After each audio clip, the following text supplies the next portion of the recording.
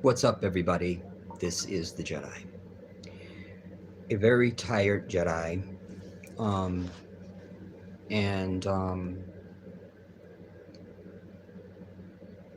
a deflated Jedi. Deflated. I think that's the word that describes my oeuvre. Um, I needed to speak right now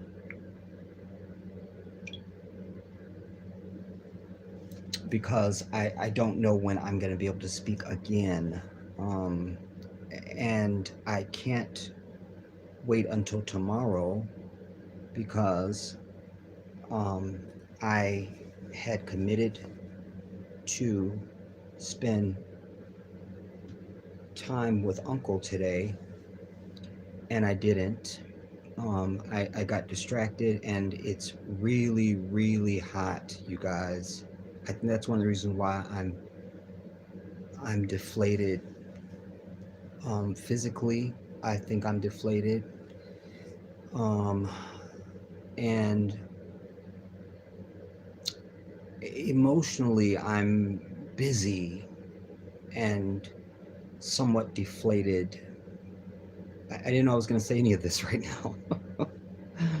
um, but anyways, I needed to speak now because I make little mental notes throughout my day and my life.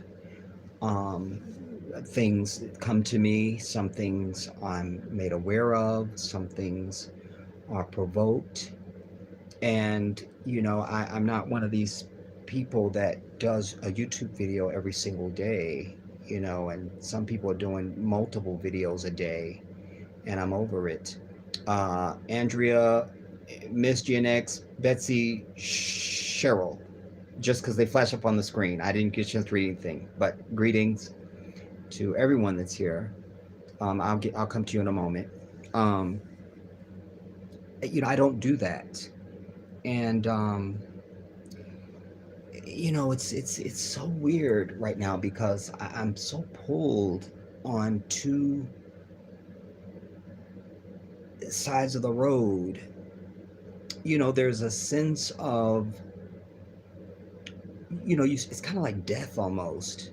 I don't mean to be macabre, but you know, even the Quran says to mankind that we should live each day as if it's our last, but we should also live each moon goddess, shout out to you, but we should also live each day as if we're going to live forever. And I think that best describes my state of being right now.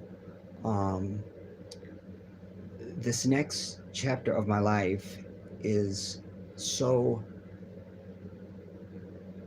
anticipated yet uncertain, and all at the same time, I still have an everyday life that I have to maintain and um, nurture, and I'm still a human being, and I have to remember to nurture myself. I tell you guys I don't sleep, and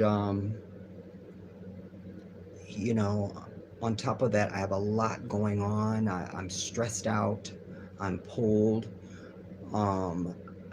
It's just,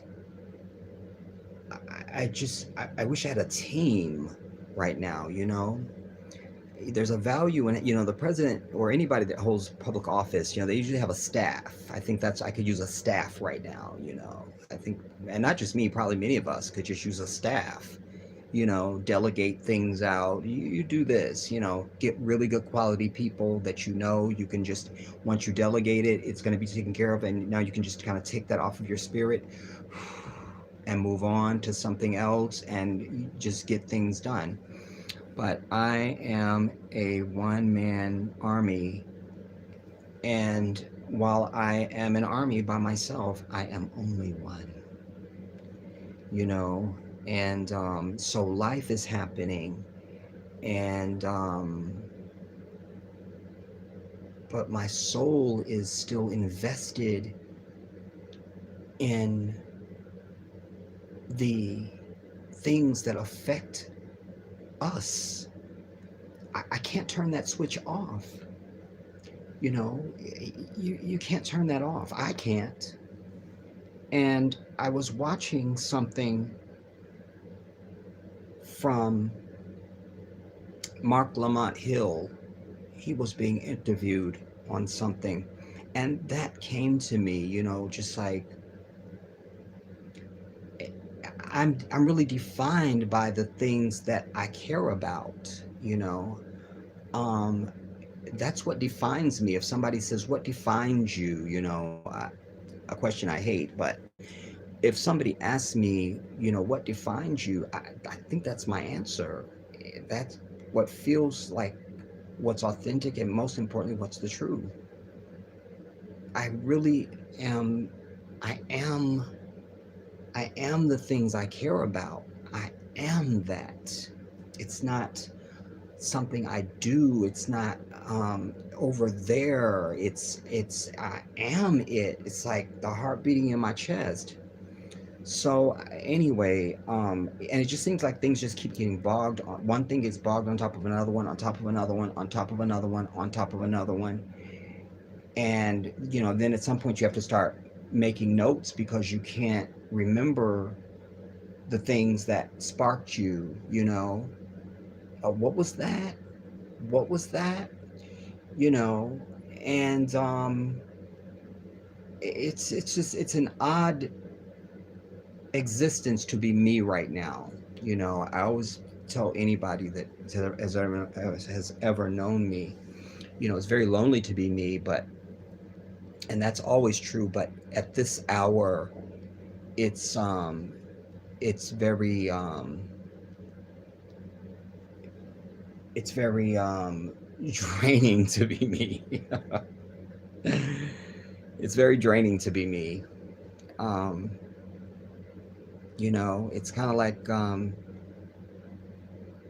it's I'm this just comes to me now. I remember, what am I looking for? Um, what am I looking for? Oh, oh, you know, this lyric, what's that song Mary J. Blige has? Damn it, this is not charged, bitch. No more drama.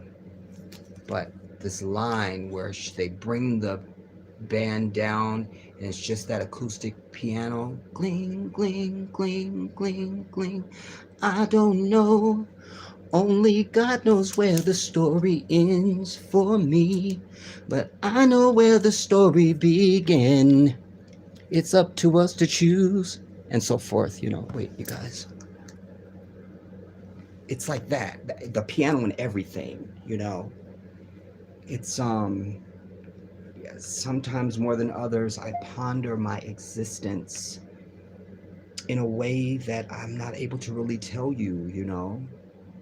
And then that is and then that already, and then you have the world coming in, the environment, you know, comes upon you like a creature kind of, you know, and that all emotes something from your being, from my being, you know, that I find complex and informative and um relevant and scary and sad, and grateful all at the same time. I could go on, but those are just some of the things. But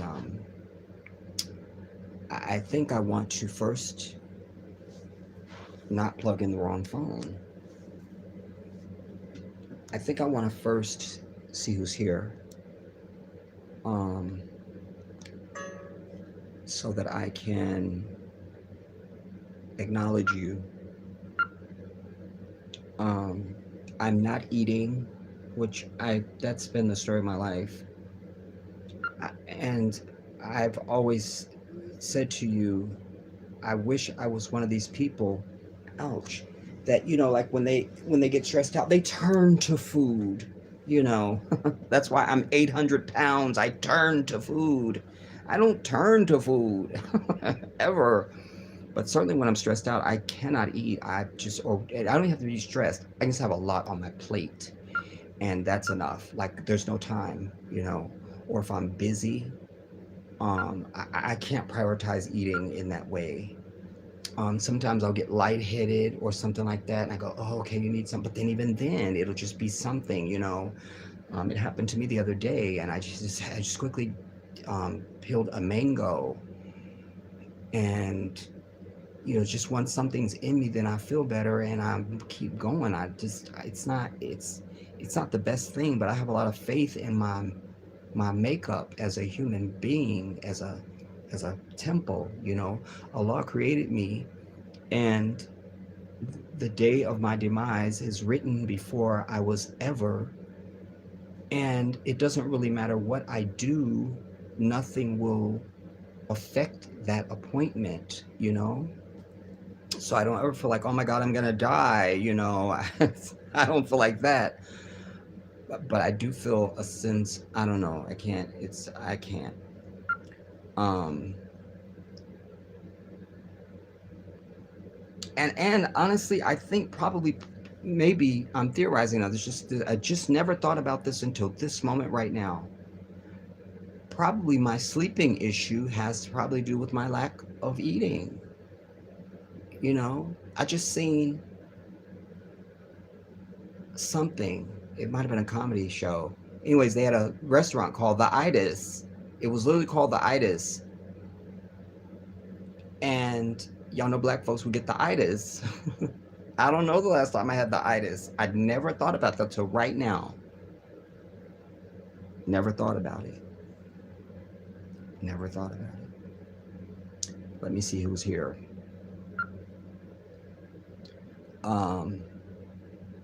And we always know there's more people than show, because I always tell you, if you just refresh after we're done, and you'll see there's usually anywhere from 300 to 400 people watching at any one time. So, but what we can see is Cheryl. I want to shout you out, Queen, and thank you for your presence. Sweet D, shout out to you, Queen. Thank you for your presence. Andrea Smith, I love you more. Miss GNX, Black Power every hour, my queen. Betsy, I love you. Jedi, please smash. Yes, please hit the like button, everybody. It's just an act of respect. I'm tired. I don't really feel like doing this, but I have something I want to communicate, and you've obviously come to view, so just hit the thumbs up. Hit the like button.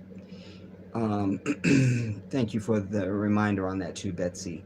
Cheryl, they have been bitter since the Haitian Revolution. This is the first time black people went against the white supremacists during wartime and defeated them. The US and France stay sabotaging Haiti. You're right on course. Moon Goddess, shout out to you, Queen. And thank you, Andrea. I appreciate you. Cassandra, I'm so glad to see you present, my queen. Let's try that again. Hello, all. Hello, Jedi. First, it was hello, alo. Maybe you were going for aloha, Cass. Maybe just subconsciously. Cheryl, Jedi, I truly understand your experience, the stress of everyday pressure and worries. It can be overwhelming sometimes. I pray that God will keep you and prepare you to overcome your challenges, inshallah. And I say Ameen after that because that's a prayer. Light bearer, I'm so glad to see your presence, Queen. Shout out to you. CJ Stevenson, good evening, Queen. Jedi, what was just thinking about you earlier today. Alhamdulillah. Um, I appreciate that. Um, let's see. Felon 65. Shout out to you. Um, thanks for sharing. You're welcome. Imhotep Heru. Peace and blessings to you as well. Um, the U.S. will never help Haiti. You're right on course, Sweet D. Everyday Peoples. Shout out to you. I'm gonna let you know. Cass. Perhaps. Oh, my response to you? Yeah, yeah. You can use my private jet. I can get Oprah's, and then also caramel mosaic. Um, Shout out to you, and you say Jedi. Inshallah, you will get more sleep and food. Inshallah. Um, I guess I will start to see what I made little notes for myself about. The first, see, I just felt lightheaded right then. It felt like the bed went like this, and it didn't. Also, another reason I'm on my bed yet again, everybody, is because the rest of my house is a total disaster. It's just in ruins right now. And I think, but for that, I probably would still be on my bed, but whatever. Because I also know me when I am in this place. I'm a hermit anyway, but um, I usually find more solace in my bed. Like, this is my spiritual landing pad, you know. Um, I wanted to say to you first a random piece. I mentioned in my last stream, I said to you, because that I finally got around to watching, I said to you, you're going to see a bunch of people shot over 4th of July weekend. That was the uh, week before the holiday. When we can just look at whatever my last stream was. Um, and I said, you're gonna see that. Watch what I tell you. Watch. And sure enough, some nearly 300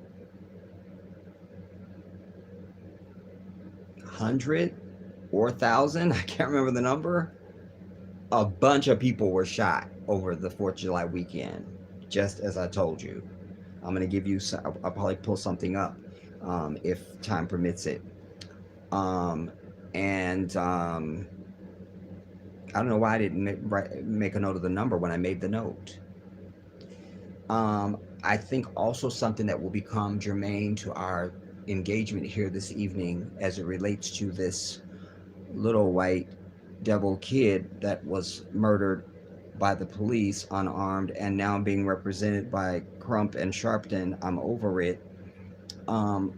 And it also came to mind because I wanted to do a piece for you on this Othel Wallace guy who shot the cop in the head in Florida, I believe it was.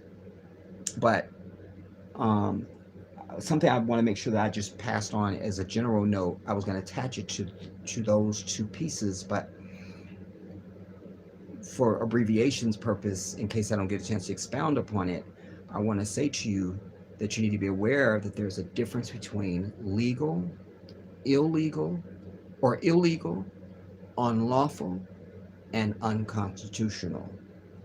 Just like in the past, I've said to you, in legal language, there's a difference in will, may, and shall, and certainly they get that from the divine, because this is how we read Torah or Quran or scripture, but they are legal terms: will, may, and shall. And I need you to be aware first on the legal, illegal, or illegal, unlawful, and unconstitutional. It shows up now because I need you to be aware as a general principle in your life that, first of all, there's not supposed to be anything written that supersedes the Constitution. That's first. You also need to understand how the country is structured so that you think of the United States and one president, but it's really kind of not that. It's really more 50 governments, because every state essentially has its own president known as a governor. And, when you think about the George Floyd Policing Act, it seeks to have a universal model of policing, and that's illuminating of what I'm trying to say to you, because if we're really one nation, then then we wouldn't have a lot of these things that are fractured, and even then when you deal with the state level, you're still dealing with counties and municipalities that may have their own injunctions and things like that, and ordinances is another word that I hate. So everybody's kind of doing their own thing, um, but when you think of law and legal and defending yourself, or even how you observe something that is a legal challenge, you need to be thinking constitutionally and not legal and lawful. You understand? Because something is legal or illegal and unlawful does not make it unconstitutional. I'll give you a hyper example.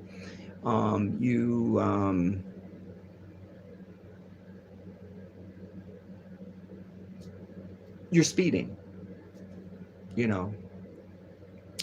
or you didn't use your turn signal, or something.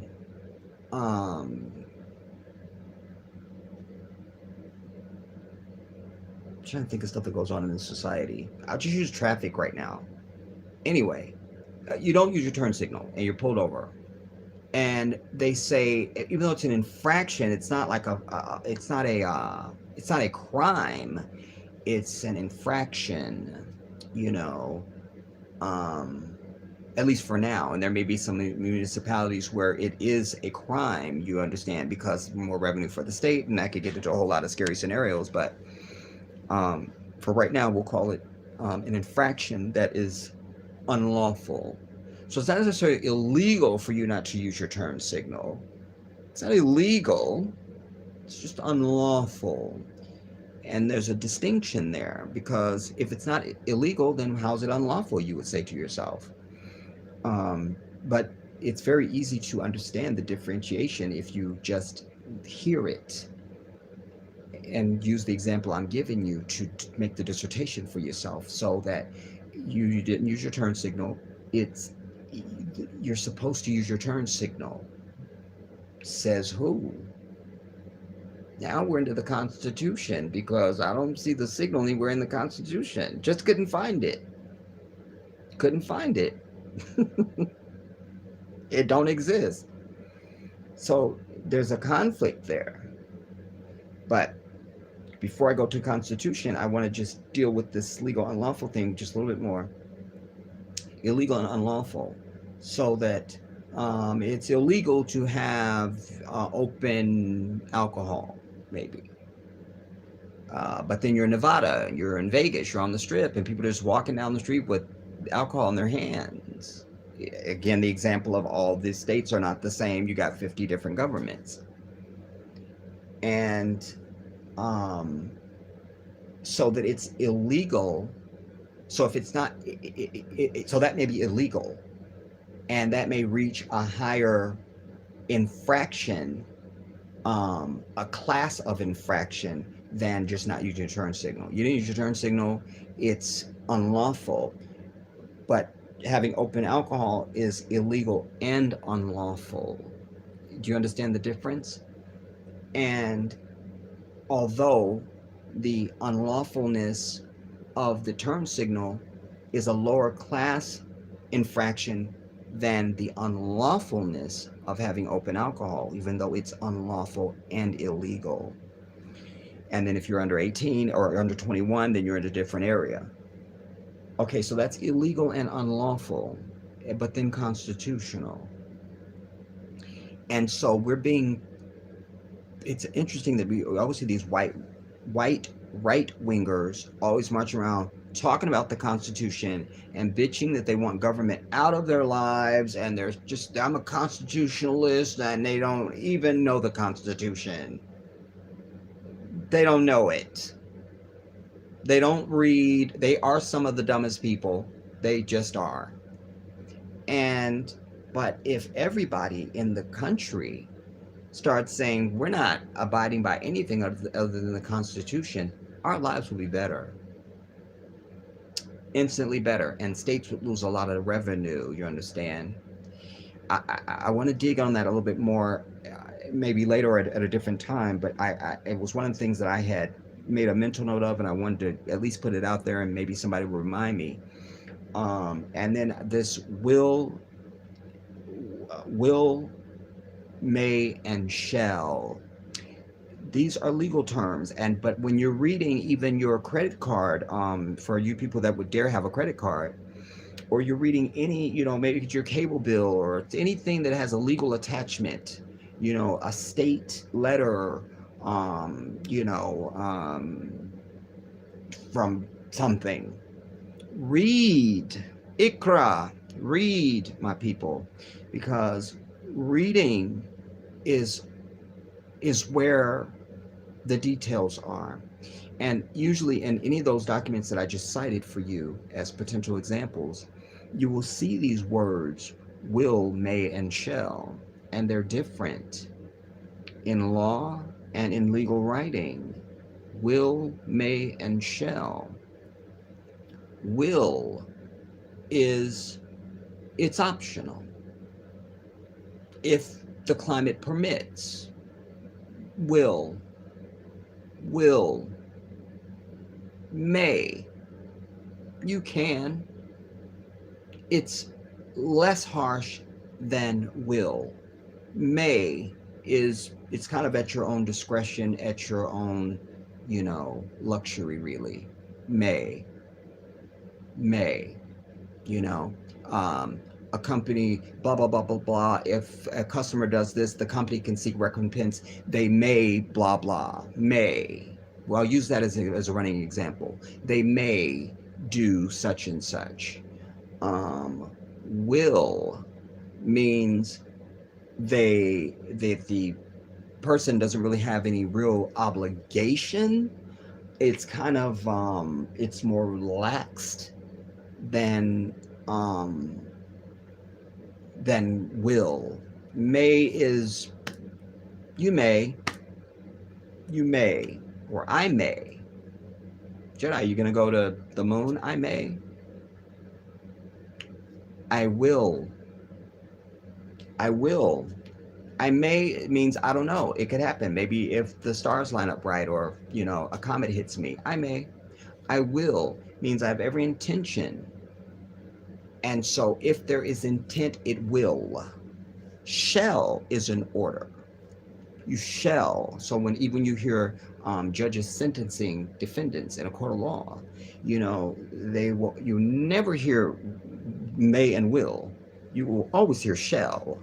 The court finds that the defendant shall be remanded to custody for the term of 190 months in the whatever county, and the number, and blah, blah, blah. Shall is an order under the law. It shall. It's going to happen. It's an order. It's a polite, get your shit. Shall. It's an order. So I wanted to make sure that I touched on that. What else? Because I want to get into this, into my two main topics. And just so that I'm clear, Yeah, yeah, okay, I did that. Um,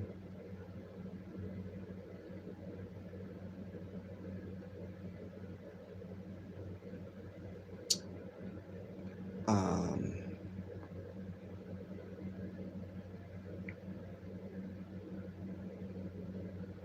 oh, here's another thing I wanted to mention to you, because I've preached so much over the years ad nauseum. Even recently, I brought you a couple pieces with this phone call that I made to this rabbi, and I've always told you, Orthodox Jews are our cousin to the Muslim. They say we are their cousin. We say they are our cousin.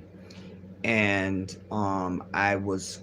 I think the energy also of this Palestinian thing is on me, everybody, also in all of this, what I opened up with. I think that's part of the energy that is infiltrating me also. And I need you to understand that the heretic Jew, because I always say the Zionists, we're over them. They are not Jews. I don't care what they want to tell you. Zionists are not holy people, period. The end. They are not. They are the devil. And then I would just make the differentiation for you. I would say the Orthodox Jew and the Zionist. I would tell you Zionists are not Jews. The Orthodox Jew are the ones that we embrace. And I always tell you, you don't know any Orthodox Jews. You don't know them. They're nowhere. They're like the Muslim. They're not. You don't see us nowhere. We not nowhere. We not nowhere. We we're not household names. All the Jews that you know are Zionists. Those are ones that run everything. All the shit that people have this perception of Jews, those are ones that are visible. Those are not really Jews. Those are Zionists. But I wanted to be sure to make the land the point for you solidly and once and for all that the heretic Jew is the one that you see out protesting the state of Israel. They stand with the Palestinians. When I've told you in previous work how, um, you know, when they've tried to dirty up the name of Sheikh Mahmoud Ahmadinejad, the president of the Islamic Republic of Iran, my brother in Islam, that I've told you that we have video of Jewish people going and they kiss him and greet him and bring him gifts, and they're very much fans of him and see him as their brother, and these are heretic Jews, heretic. And so I needed to make sure that I complete that education on that. um, and they also keep the separation of the sexes like the Muslim does. Men and women are not canoodling. We're not doing that. They call it kosher, we call it halal. But they can shop in our stores, we can shop in theirs, because we all eat according to what God has ordained, a clean diet, you know, devoid of pork and alcohol and filth. Um, and just like we are constantly reading Quran and reciting it, they are constantly reading Torah and reciting it. And they are some of the kindest people on earth. When you meet some real Jews, you're gonna go, something was different about that. I'm telling you in advance what it is. So when you experience it, you'll know what you just experienced. That's it. I told you the story of when I had my business, and I had seen a supplier that had some women's shoes that I thought would be fantastic for my store. And I called them up and, did some negotiating on the phone. We came to a price per pair. They sent me a bunch of stuff to look at in addition to what I had seen, and I was able to handpick some things. And, then when I showed up, the day that I showed up, I was dressed in full regalia, and I was wearing my necklace that says Allah in Arabic. And these two little short Jewish men, um, now they're not Semitic, but they're Jewish. They're heretic, not Semitic. and his eyes got big as the moon. And I introduced myself. He said, "Oh, you are Muslim." I said, "Yes, you didn't know from my name." And they hugged me and they kissed me, and the price went down several dollars per pair. And we had a wonderful relationship all the years I did business with them. So when you know real Jews, you'll feel it. It'll be a total difference. And they are really people who are sincere, and they really like the Muslim. They are seeking the face of God. That's it. That's it. Everything else is second to that. It just must be. Now, um, the first thing I want to discuss is this murder of the Haitian president, and one of the queens was right on point when you identified. Um, I think it was Cheryl. You know, Haiti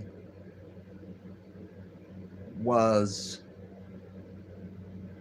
a sovereign nation that was supposed to be just Africans. You know, um, and like with Greenwood, Oklahoma, and anything else we've ever had, the emotion that emotes only from white people, known as jealousy, of course, plays a role, and greed, and unrighteousness, and evil. And Haiti was basically another case like that. I know that many of the earthquakes that they were rocked by over the decades were purposely caused by American technology that has existed since the Vietnam War. They can make earthquakes happen. They can. They can. And when you understand that you don't live on a fucking ball rotating in space, that you live on a plane, then things become more attached for you. You understand? They link up. And when you understand you're on a plane, then you can understand how it's easy to direct radio waves to a certain place within that plane under a firmament. You understand? It's kind of like a basketball player running down a court. He can hit it from the three. He can hit it from the side. He can hit it. You can do a layup, whatever. But now all of a sudden you turn it into a ball. What? How? What? How's he set up his shot now? How? How? How are planes landing if they're going around a globe? How are they doing that? They're not. So they've been able to cause earthquakes for many decades now. And this is what they've done to Haiti. When they can't have a puppet government in Haiti, then they murder you off. I will admit my ignorance to not knowing this brother who was murdered. He was only 53. And, um, you know, Haiti has precious minerals, and their main thing was, I feel like it was, well, why don't we just look it up? Why do we do this guessing thing?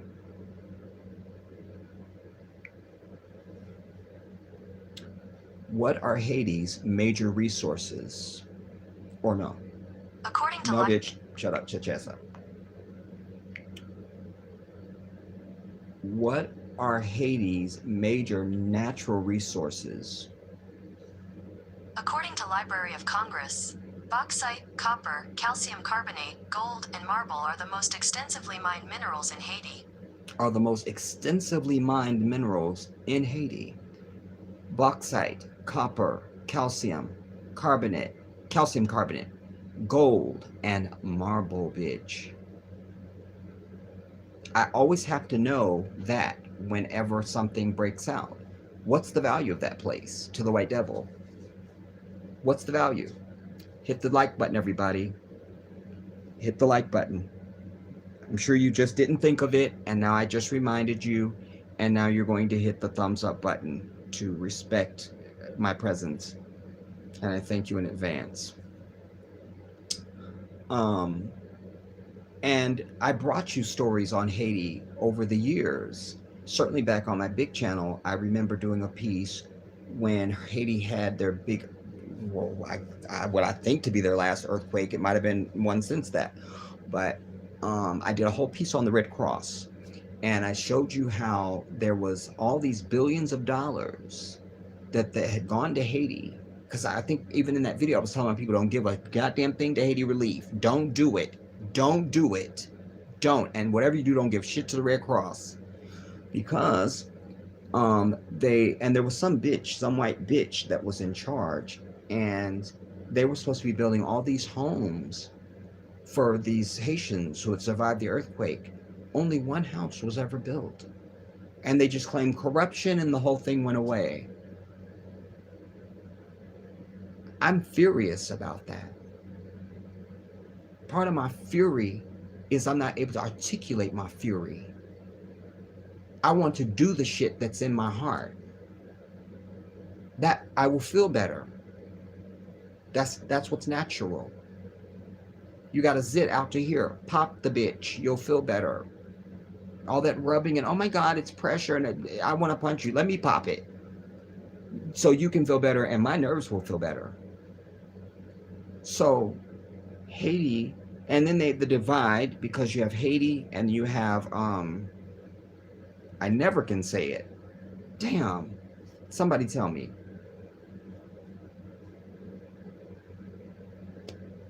It's Spanish. Dominican Republic. All knowledge is with Allah. And you look just like the Haitians, bitch. But you trying to say you something else. So they've done that. You know, like I say, anywhere that white people go, it is a stench upon humanity.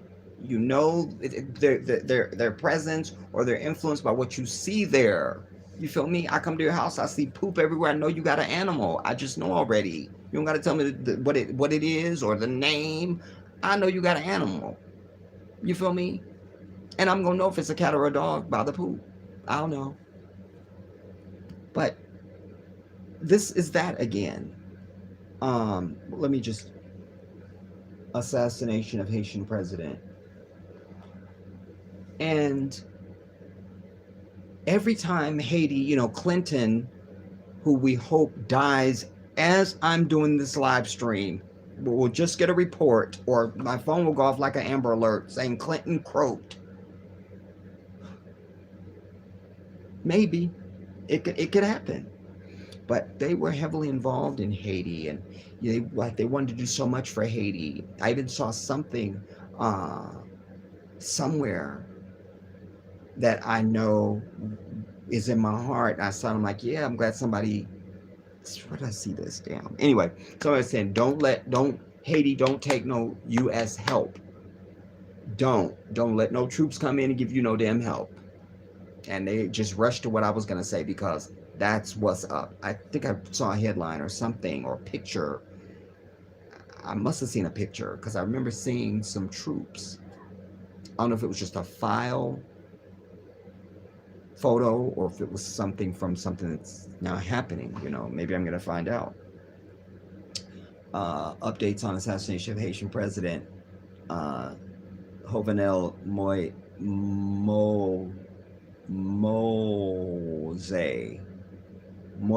I'm not sure because it's French, so I'm not really sure. But before I read anything, I want you to know this is diabolical. It's diabolical. What you hear first is usually closer to the truth before they get the memo out to all of everybody, and everybody starts to fall on board with the cover story. So what we've heard so far is that the murderers that came there to murder this brother, this king, were speaking in Spanish and in English. You understand? They speak Creole French in Haiti, and not Spanish and not English. And they wouldn't have even said English if it had been a Haitian speaking English. You understand what I mean? So it would have been with a Haitian accent. Okay, the Dominican Republic, they speak Spanish, but that don't really mean nothing. I'm trying to say that because that's one fact that we've been told, and we've also been told that they yelled that they were with the DA. They even played audio of it. Very interesting. They had the audio very quickly ready to go. Um, Maybe I can find that.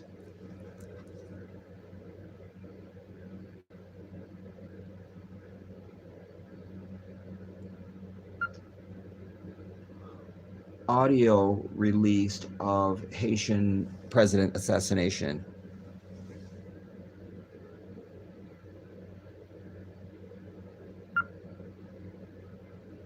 Audio attributed to the widow of Haiti's murdered president released.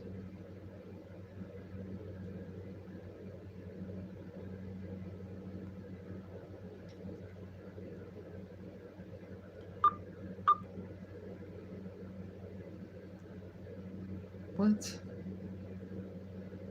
Oh, okay. This is gonna take forever on this damn phone. Video appears to show a moment after Haiti president after his assassination. No, no. I saw and heard the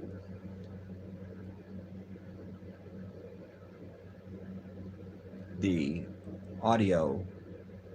I heard them saying they were DEA. DEA, that's American.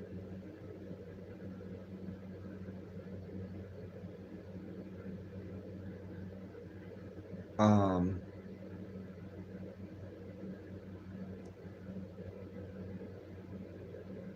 they always got to mislead. You feel me? Like, why can't you just.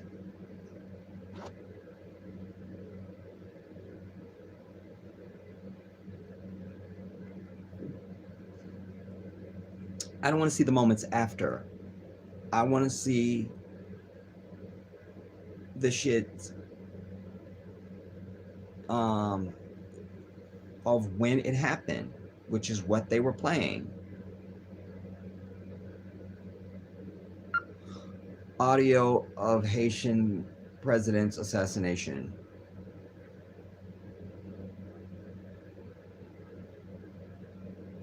See, they're coming with this cover story shit now, so it's gonna be harder to find the truth the further you get away from the incident. Uh, Partially caught on video, but that's the New York Post. They're gonna want me to fucking sign up for some shit. Let me see.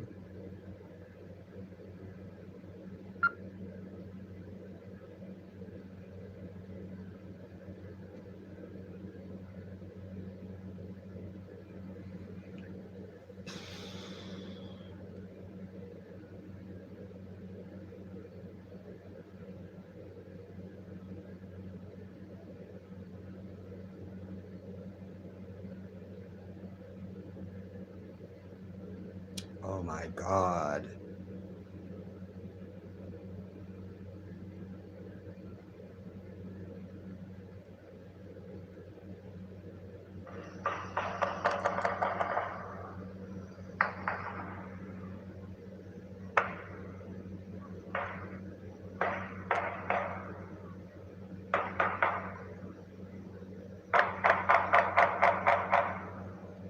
Wait, can I go back? Go back, bitch.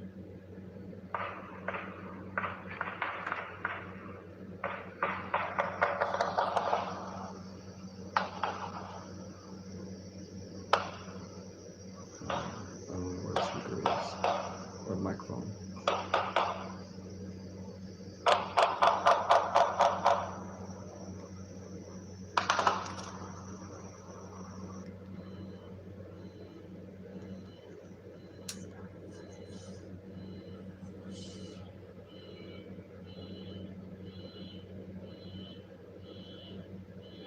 Come on, man.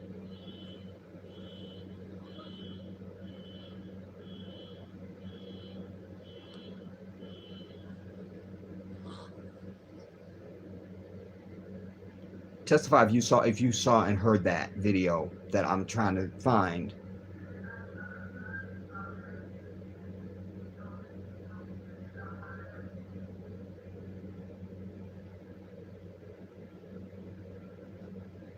Because I think this is the aftermath. Yeah, this is misleading. It says Haitian president assassination partially caught on video. Okay, so, but that ain't the thing. You understand? Um, Audio of Haitian president's assassinators or attackers. Fuck, that's not gonna work.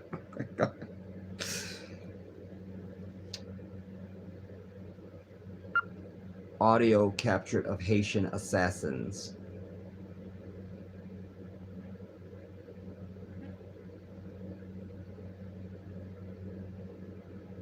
And then also the other thing that disturbed me is I immediately started hearing that suspects were killed.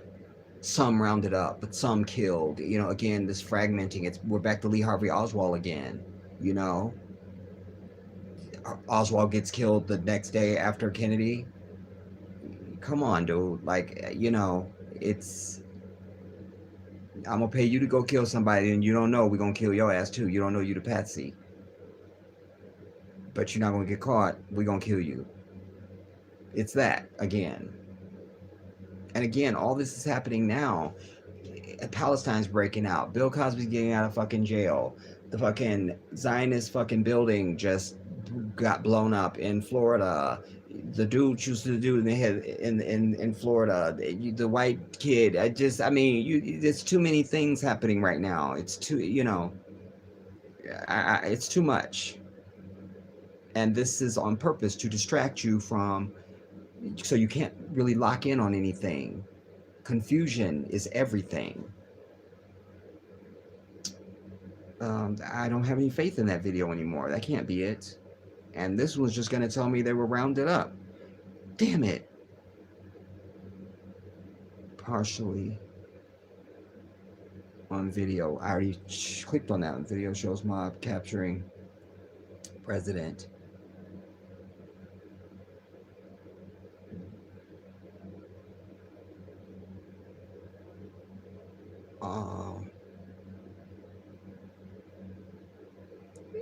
Oh man.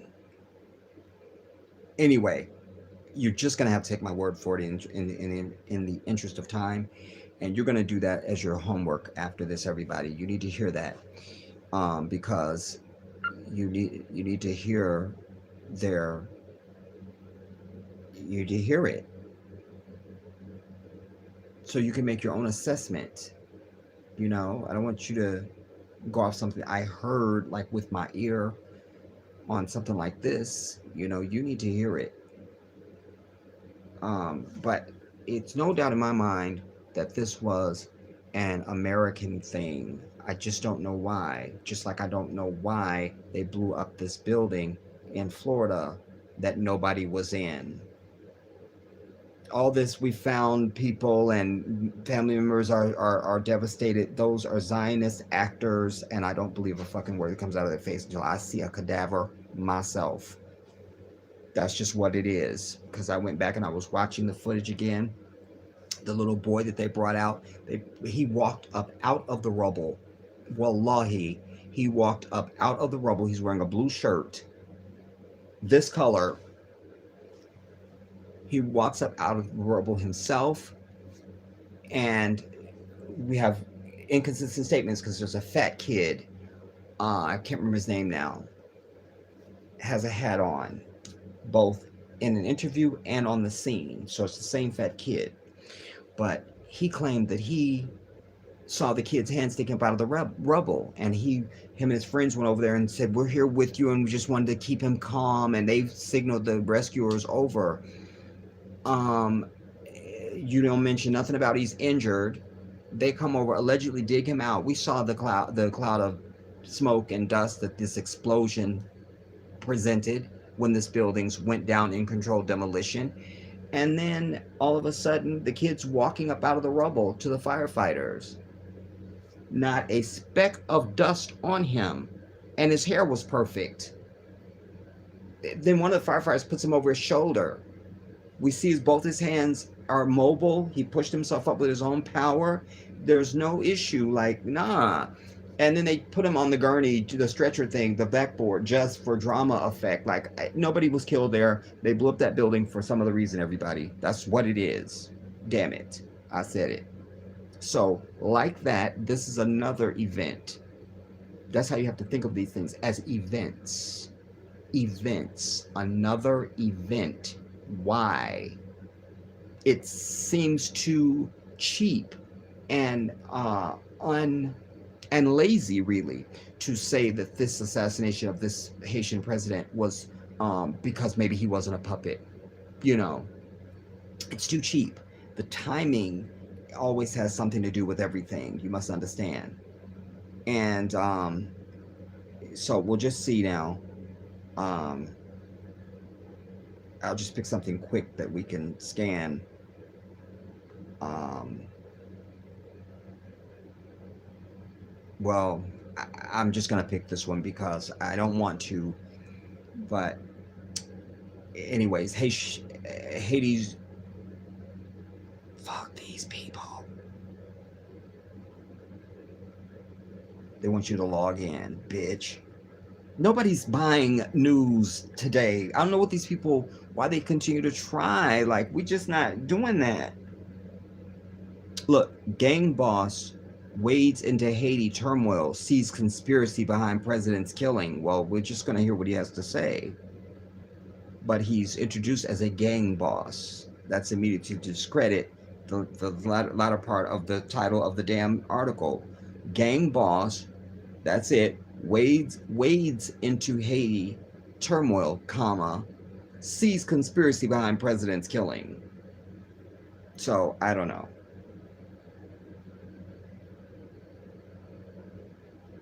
People walk past the wall with a mural of the president. Port-au-Prince.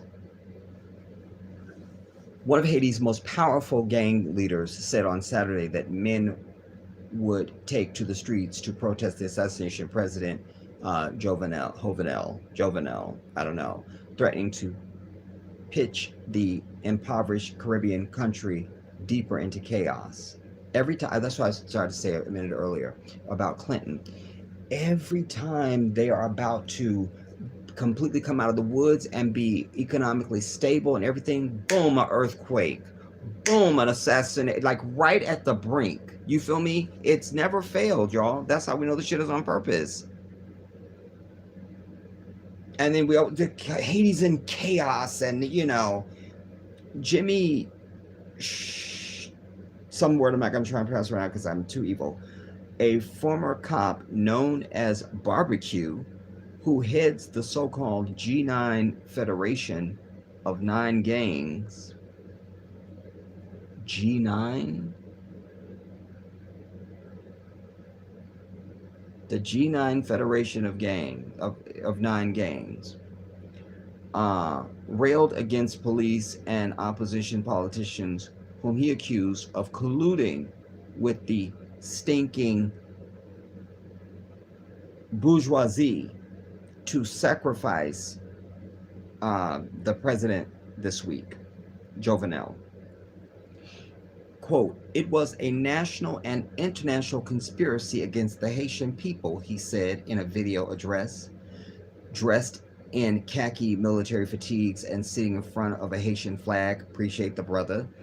"We tell all bases to mobilize and take to the streets for light to be shed on the president's assassination. Jovenel was gunned down before dawn on Wednesday at his Port-au-Prince home by what Haitian authorities said was a unit of trained assassins conspiring or comprising 26 Colombians and 2 Haitian Americans. 26 Colombians and 2 Haitian Americans. Now, in the olden days, I would do a full presentation on this, but the Jedi don't do that no more. This is where we would go and we would do open up another tab, and we want to know what is the relationship between Colombia and Haiti. Who's the ruler in Colombia? What's been their history? What is their trading relationship? What's going on? What is their proximity to each other geographically, etc., etc. So that's something you want to do if you're interested in knowledge. The murder and the still murky plot behind it has caused further political instability in the long troubled country, promoting the government to call for U.S. and UN assistance, bitch. Right there's the death nail.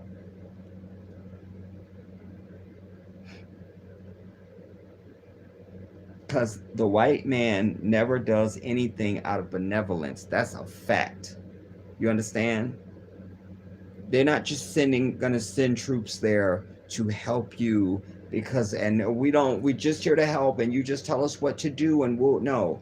They are the fucking devil, and so they go in with their hard, strong arm tactics and shit, and they just make it worse. And you're gonna hear about looting, and you're gonna hear about there was you're gonna hear about somebody being shot by UN, you know, troops or some shit. You just watch what I'm telling you, dude. Watch what I'm telling you.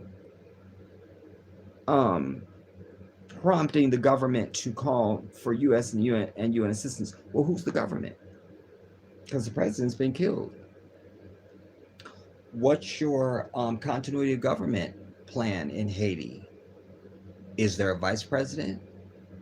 You know, because I just seen a picture recently or a video where I saw Biden, Kamala, and Nancy Pelosi come out of the fucking White House to step to the mic. You don't see the three top people at the same time except for the damn State of the Union address. I just thought, what the fuck is Nancy doing there? She's third in line to the presidency. Why is she standing out? Why is this bitch standing there? I just kept looking, going, I couldn't hear what they were saying because it didn't matter. I just thought, why is this bitch there? Why? It's kind of like you throw like a soiree and you can't enjoy the night because somebody showed up that you didn't invite. Like, why is this bitch here? Why? Wait, this bitch. Why is this bitch here? Why? You can't get on with your night. That was this for me. Why is she there? Why? This person whose name Barbecue said his followers would practice legitimate violence, quote unquote, and that it was time for, quote, the masters of the system, end quote, business magnates of Syrian and Lebanese descent who dominate parts of the economy to, quote, give back the country. Just a second, everybody. Be very careful. Be very careful. Because he starts out strong, defiant. I was on his side even. And this is a misinformationist, a misdirector. There's a lot of emotion and fire going on right now. This I'm just saying, I'm hearing this and reading it as you're reading and hearing it. And they've already mentioned in the previous paragraph that it was prompting the government to call for the U.S. and UN assistance. Like, apparently there's nobody else on earth that can help them. And then the very next paragraph is this guy is saying to his followers, we're going to practice legitimate violence.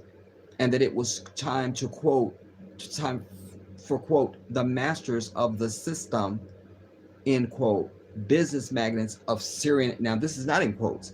The part that's in quote is the masters of the system, end quote. Done.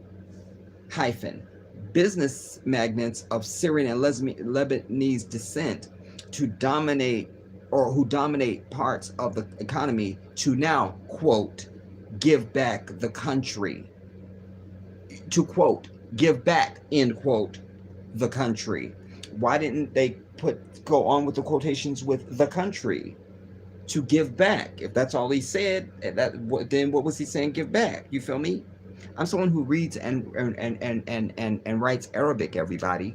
When you write ancient languages, even if you're just a good English student, these things become important because, and you know something about law and libel and things like that, slander, but strikings on words in Arabic and Hebrew and Aramaic. A striking, it tells you a whole bunch of how you even reading that. What is it? Is it male or female? Is it past or present? It's just a bunch of things. A striking. So I depend on punctuation to help to tell the story. It's not just the words, it's the punctuations. That's why we use them, because it's telling you what context somebody is speaking in. It should even tell you the cadence of their speech. It's everything. So, and this is an international event. It's a scandal. You're quoting this dude, and you're being very selective with your quotations. Why? This is how you scrutinize what's in front of you, and you just read something. You read it, but did you read it? How was it written? You see, this is Reuters, by the way. And well, just anyways, it's time now quote, it's time for black people with kinky hair like us to own supermarkets, to have car dealerships, and own banks, he said. Just a second. You see there? But they just left us on the other side of that with UN and US assistance. Then in the next paragraph, it's Syrian and Lebanese descent who dominate parts of the economy. Parts of the economy. Which parts? What are they dominating? Because what? And Syria is in struggle right now. What are they doing in Haiti?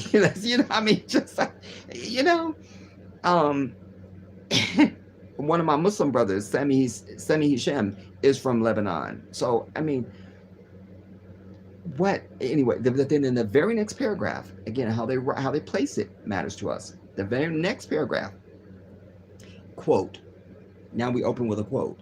It's time for black people with kinky hair, so that you get so wrapped up in that you won't focus on that Lebanese, Syrian thing. That's like, wait a minute, bro. Go back to that part. Rewind back to that part. You feel me? That. You see, this is like when somebody's trying to throw you off deliberately. Raise a red herring, and and then the way he's speaking, it's out of nowhere. It's time for black people with kinky hair like us to own supermarkets, to have car dealerships, and own banks, he said. But Lebanese are not Colombians, and they're not Americans. Either are Syrians. So we've been given Syrians. So we've given Colombians, 26 Colombians, and however many Americans. And we've been now given Syrians and Lebanese. And now he's saying black people need to own shit. But Haiti is a black country. Why wouldn't we own shit? It's a little disjointed.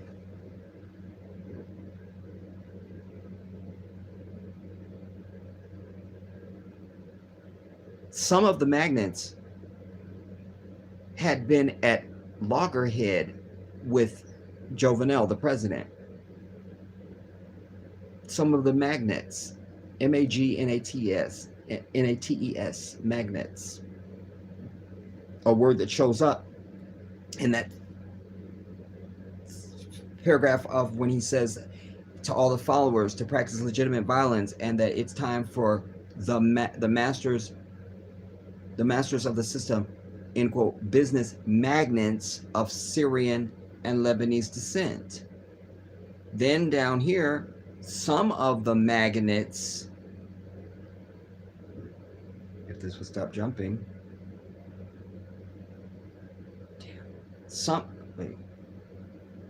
damn, bitch.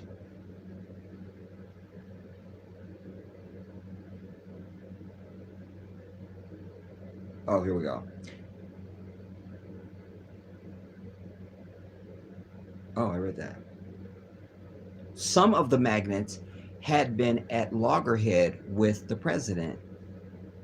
Fears of worsening clashes had citizens on edge in Port-au-Prince, which has been racked by violence for weeks as gang members battled police for control of the streets, create chaos, go in and kill the president.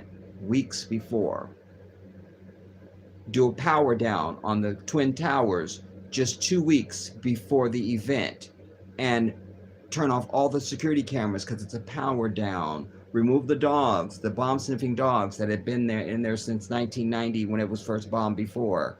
2 weeks before, an anomaly. Blow up the towers in Florida just the day after they had just been inspected, and there was engineers crawling over the building and on the roof and doing it all. No.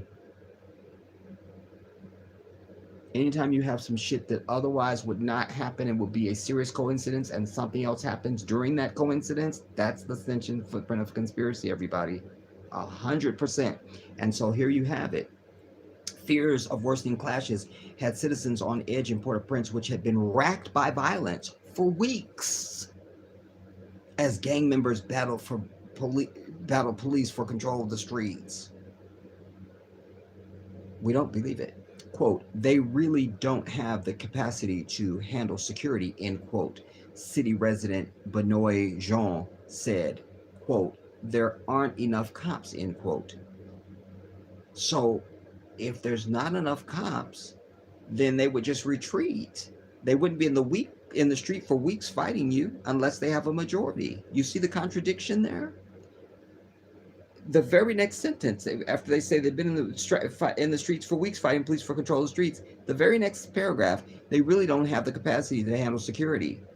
City resident Benoit Jean said, quote, there aren't enough cops, end quote. So if they not enough of them, they're not on the street battling nobody. That's, do I make sense? Tensions have been fanned by questions about the government's actions or the government's account of Jovenel's killing, with families of at least 2 of the Colombians saying they had been hired as bodyguards.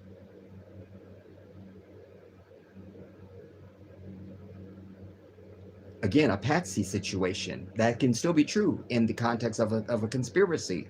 We're hiring you as bodyguards. These Colombians, suddenly, we just hire you. And then, oh my God, he's murdered. It was Colombians. Well, look, it was them. Oh, well, we have no record of them being hired as bodyguards. We just don't remember. Earlier on Saturday, Jovenel's wife, Martine, I'm going to stay away from their last name because I'm not really sure how to say it. Moise. I'll just say Moise for right now. It feels right. Moise, his widow, Martine, who was wounded in the attack, accused shadowy enemies, it's not in quotations, accused shadowy enemies of plotting his assassination to thwart democratic change. In other words, to fuck up democratic change. That sounds consistent. I'm with the wife so far. Quote, they sent mercenaries. She already said, well, she wasn't in quotations up here, but now, quote, they sent mercenaries to kill the president at his home with members of his family because of roads, water, electricity, and the referendum, as well as elections at the end of the year, so that there is no transition in the country, she said. Now we watch very closely to see what the political movements will be going forward. If there was somebody else that was supposed to step in, if the president croaks or dies or gets killed, if that person comes to power or not. And you want to hear what they're saying from the State Department specifically, especially a little skinny motherfucker that was sitting there that couldn't dare let come out of his lips that the Palestinians had the right to defend themselves. But he's so for self-defense, and every nation can defend itself, and it's a principle of life and the Messiah. And what about Palestine? Again, I'm not going to get into, things are still moving and fluid on the ground, and I just can't get into it. Okay, what about the killing of women and children? Can you just condemn the killing of women and children? Again, I can't get into things that are just, these information is still very... By the way, your mother was just killed in her bed at her house. Did you want to respond to that? Your mother?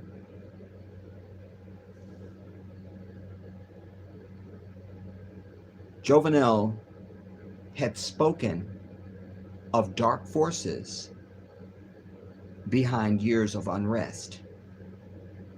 So I'm getting readings that he was not one of those patsy presidents.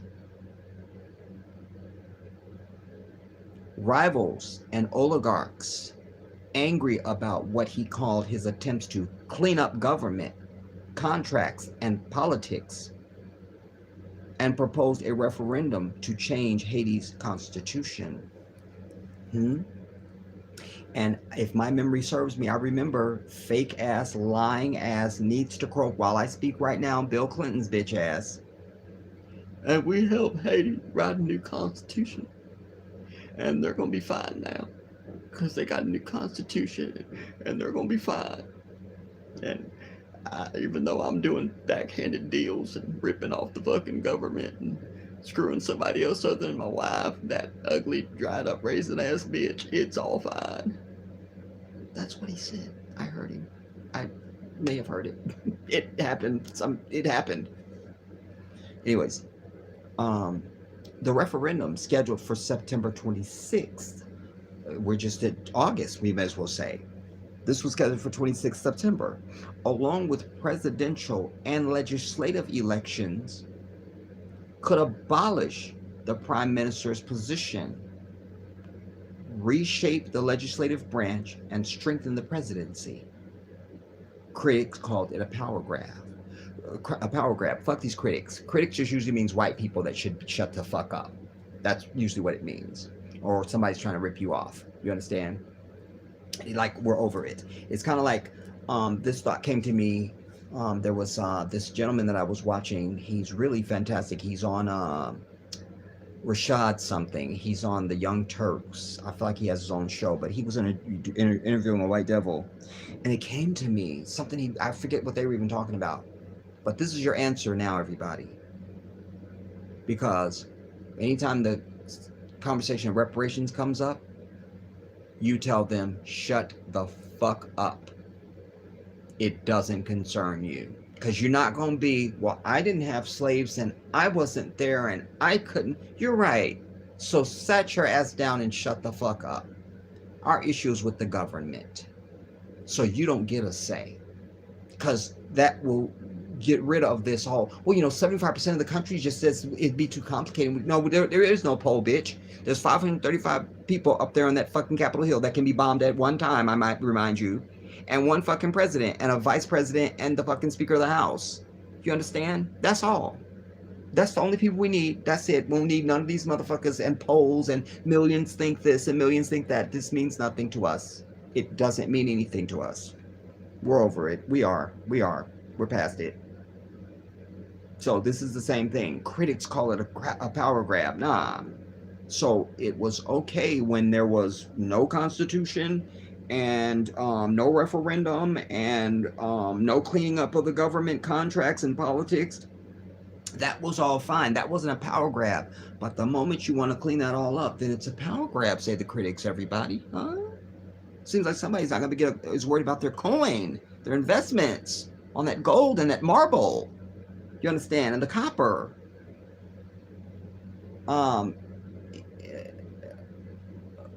Mose's wife, or Jovenel's killing, has clouded those plans. Has clouded them. That means that's what you were trying to stop.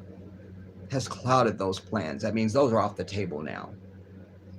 And led to political disarray in Haiti, triggering the request for foreign help.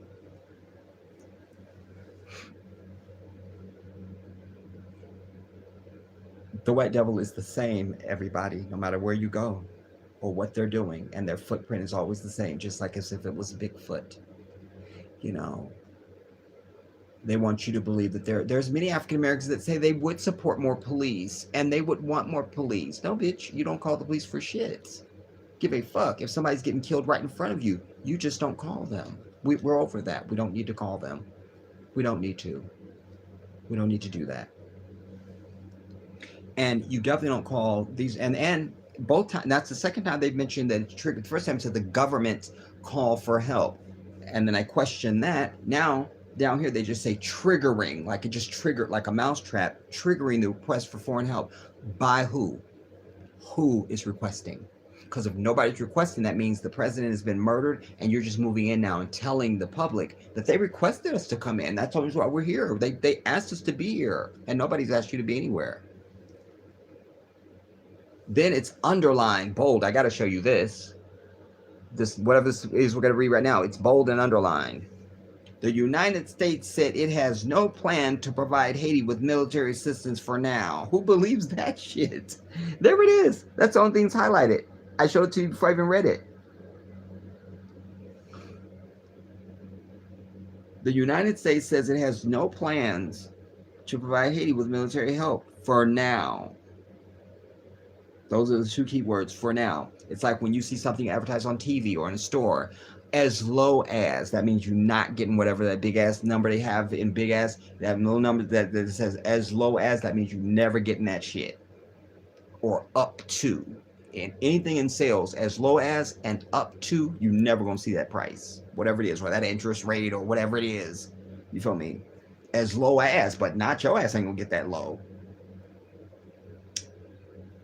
Will not provide military assistance for now, comma, while the request to the United Nations would need Security Council authorization.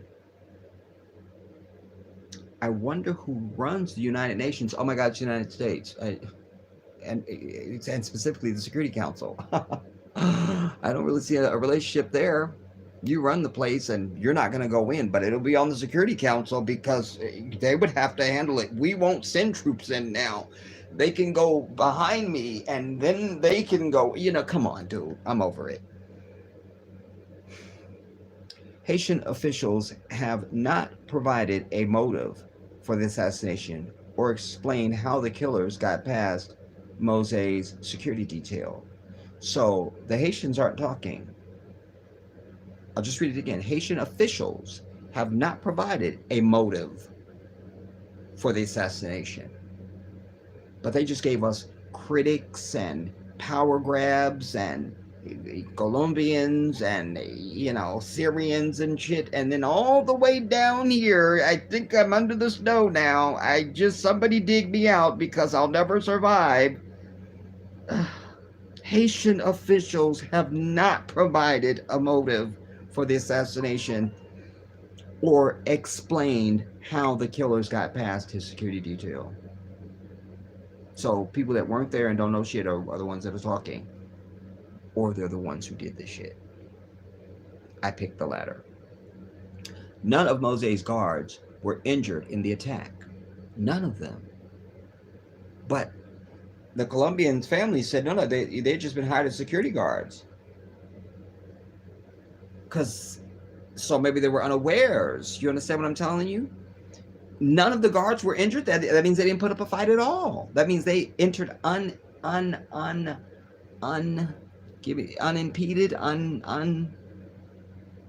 unimpeded, I think. Is that the word I'm looking for? Haitian officials won't answer because the DEA carries it. I didn't get the IUT part. But the guards weren't injured in the attack. None of the guards were injured in the attack.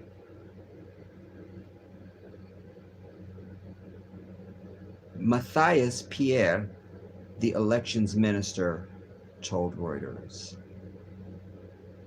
None of the guards were injured. The elections minister said. Why is the elections minister speaking when they just told us about the Constitution and the 26th of September and all of it? And why is the elections person speaking? And do we believe the bitch? Who is Matthias Pierre? I can't.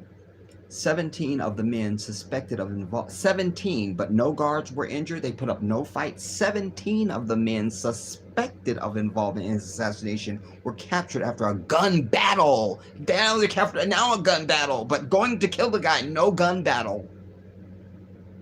After a gun battle with Haitian authorities, not the police apparently. Haitian authorities in a suburb of Port-au-Prince. While 3 were killed and 8 are still at large, police say. The detained Colombians said they were recruited to work in Haiti by Miami based company CTU Security, Miami based. And where did that condo just go down at, bitch? In Miami. Miami based company CTU Security. Now we do a search for Surfside Condo CTU Security. I told y'all this phone don't like y'all. It always overheats and shuts off, so we're not going to be able to use this. We can't go on. And I don't want to lose this. All right, if it comes up, I'll do it. Somebody remind me that we want to do a search for the Surfside Condo CTU Security. Because isn't it just interesting? Because now all the players that I've cited already, and then now all of a sudden the Colombians that were detained said they were recruited to work in Haiti by a Miami security company. This is just days after they blow up this building on purpose. And I'm not talking about when they claim they're taking down the rest of it. I'm talking about the whole shit was supposed to go down at the very first night, and it didn't. They messed up. Run by Venezuelan immigrant Antonio Emanuel Intriago Rayera. Damn. I wonder what your name is. They don't play around, though, when they name their kids. But this is interesting, everybody. Because they say the security company is run by a Venezuelan, Emigre Antonio Emanuel Intriago Rayera. Now, why is this important, Jedi? Because one of Netanyahu's main people, he was at Oxford. Was it Oxford? It's a debate. I just watched it. I know it's in my favorites and I can't show it to you because, damn it, because I got something I want to let you hear from YouTube, but he's sitting up there all big and bold, and we don't care about the Palestinians because, and I'm mad I sound exactly like him. I've got his note. No, because we think it's been fair what they've done to the Palestinians. And no, I don't. I'm not making this up. This is exactly how he sounds. Wallahi. Why I cite him now is because there was a lady sitting in the front row who was a Palestinian. I just watched this in the last 24 hours. Allahu Akbar. And she was saying, she goes, I find you very fascinating, Mr. So-and-so. She's Palestinian, but this is how she speaks. That you say you care about me so much. If you care about me the way you say you care about me, then get off my land.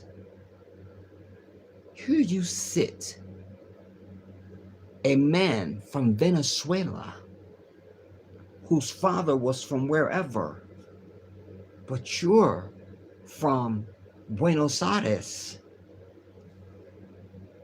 And you're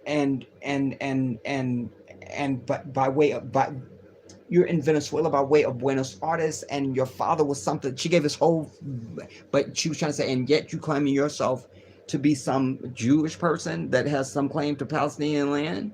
And then now the Zionist fucking building went down and you were hearing Zionist names and what you thought were Latino names. But there's a lot of Venezuelans in Florida, everybody. You got to know the whole picture. That's why I tell you, you got to interest yourself in shit that you think don't mean shit to you, because it's all one piece of the puzzle. Now, so I can come to this tonight in front of you now and be reading this for the first time in my life and see this name, and he's Venezuelan, and they was hired from a thing in Miami. I know it's going to be a connection between this shit and the fucking the condo that they blew up in Miami. No question. Knowledge converging. You understand? Calls and wait, did I finish the the Miami Herald reported, okay. And then the Miami Herald reported that detailed.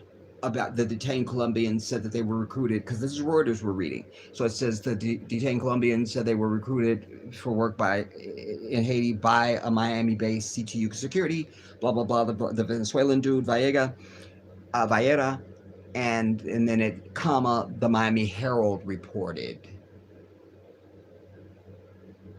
Calls and emails to CTU security were not immediately answered on Saturday. So we want to know, when were they hired? You understand? Couldn't reach them on Saturday. Maybe because their building doesn't exist anymore. Weren't immediately answered on Saturday. Intriago could not immediately be reached for comment. The sister of Duvernay Capador, 40, a Colombian, killed in the firefight with Haitian police. His sister told Reuters in a video call on Saturday, so apparently she could be reached when the Venezuelan could not, on Saturday, that the retired soldier, her brother, had been offered work in security for high-profile people. Just offered. Jenny Carolina Capador said her brother messaged her on the day of the president's death saying, quote, "We got here too late. Unfortunately, the person we were going to guard, we couldn't do anything," end quote. We got here too late. So that means they weren't in place yet. He says we, not I, we. That means more than one. He wasn't the only one recruited. We didn't get here soon enough. That means the president's original guards were either had been pulled away anticipating these other people that were coming in that didn't get there on time, or they stood down and let the assassination happen. Talk to me. We got there too late. Unfortunately, the person we were going to guard, we couldn't do anything. Colombia's foreign minister said late on Saturday it was providing consular assistance to the detained Colombians. That's just legal help, you know. The ministry posted on Twitter, I guess this is the Colombian ministry, posted on Twitter that it would work with Haitian authorities to repatriate the remains of the two deceased Colombians who died in what is called confused circumstances. So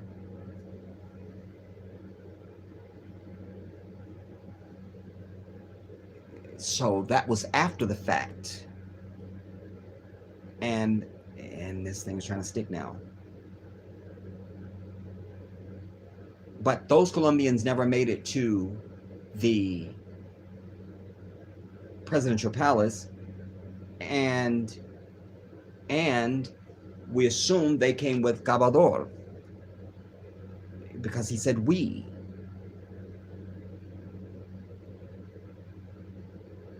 And they say the Colombian ministry is saying that the two deceased Colombians who died in what is called, quote, confused circumstances. In other words, some bullshit. Power struggle. Late on Friday, the man that Jovenel, whom appointed prime minister just before the assassination, claimed the right to lead Haiti. So I just made you prime minister right before the assassination, and then I get killed.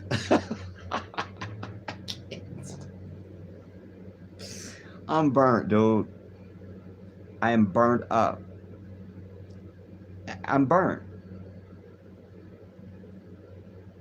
This dude, and now it could be non-nefarious, because he could be, well, I should step in because we would expect if Biden croaks today, and we hope he does, that 2 seconds later, Kamala would step up and say, "Okay, I'm now the president of the United States, and that's just what it is." Like they would just immediately turn around and say, "Madam President, what, blah blah," you know.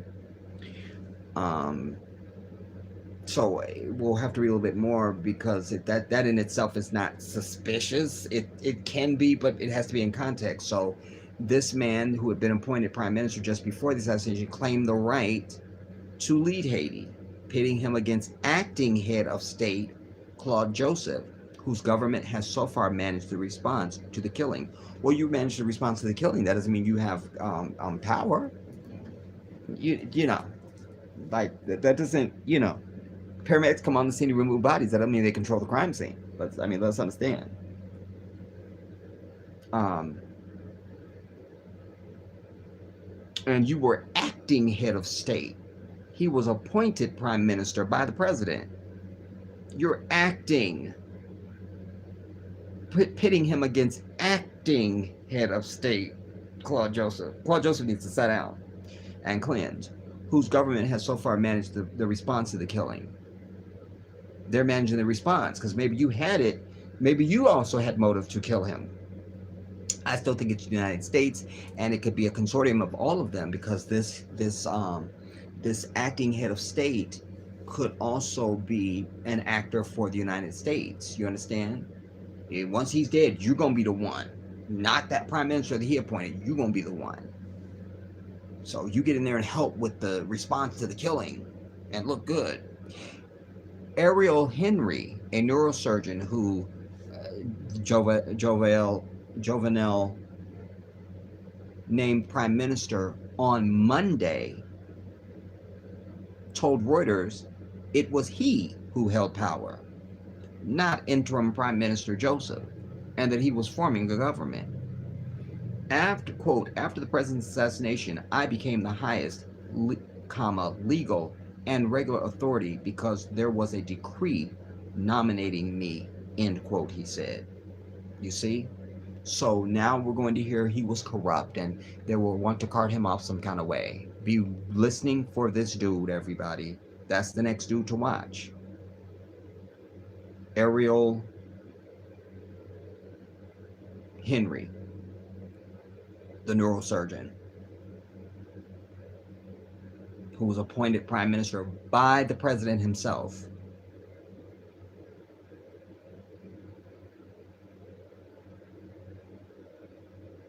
He goes on to, Ariel Henry said his government would create a new electoral council which would determine new dates for elections to be held, quote, as soon as possible, end quote. But Henry has yet to be sworn in. He was appointed.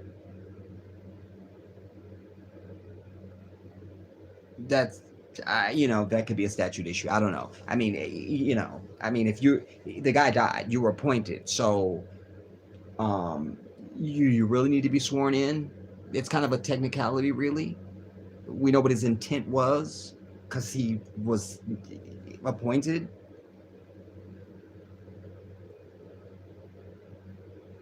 But this is an expert. But Henry hasn't been sworn in, comma. And Joseph, comma, who was named interim prime minister in April, comma, has stayed put.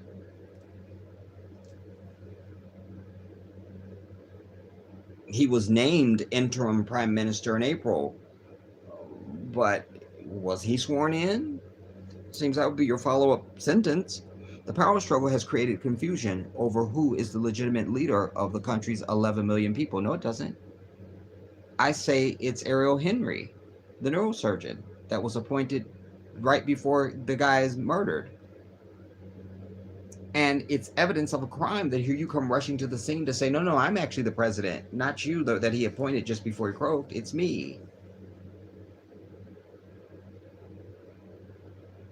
Elections Minister Matthias Pierre, there's this person again, said acting Prime Minister Joseph would keep that role until the 26th September vote.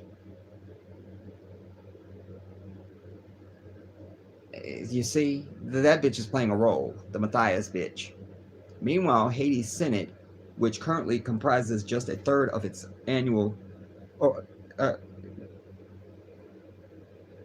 Haiti's Senate, which currently comprises just a third of its usual 30 senators,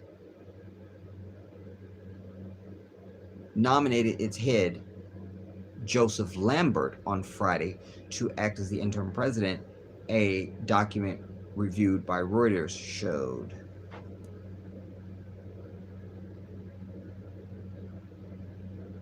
I'm over it, man.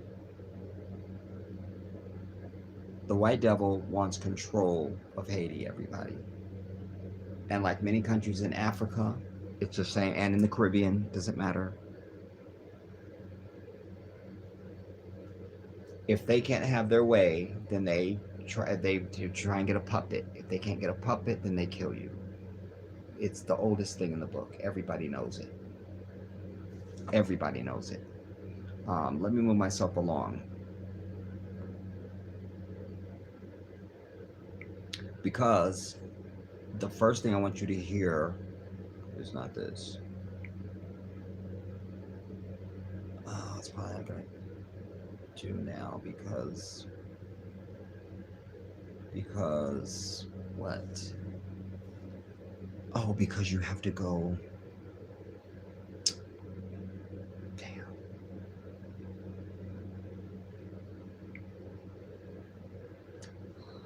1517, I think it is. Sleep introduces Smart Life by King Coil. Inside Smart Life are 80 revolutionary smart cells Now, that cradle you with somebody personalized made me aware of support, this. letting you I don't just remember when. But I knew about this before I knew about it. Before I came upon it on my own. Somebody else had already sent me something or texted me something. And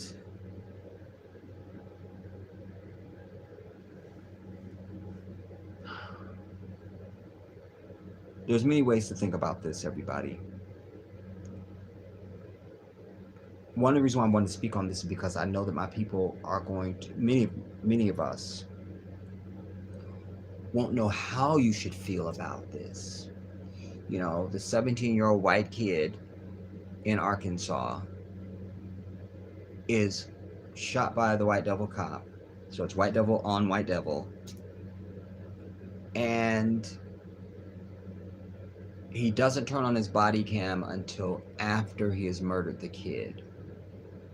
Some of the kid's friends witnessed the murder, said the kid had a jug of antifreeze and, you know, whatever. But that's not really the most important thing. It's not really what I need to deal with, really. What concerned me was the fact that when I learned that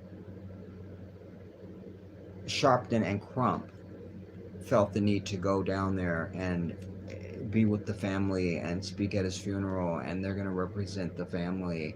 First of all, I'm sick and tired of Tweety Bird, Joker looking ass Al Sharpton's bitch ass going he's not a lawyer, everybody. I need you to be really clear about that. He is not a lawyer. He's not a paralegal. He's not a legal mind at all. He's a fat fucking pastor with a fucking show on MSNBC, and is probably a CIA operative at best. Because I've shown you his resume, and I've asked you millions of times over the years, how does he have a show on MSNBC? How does he that? If you turn on MSNBC tomorrow and Farrakhan had a show, you would be like, what?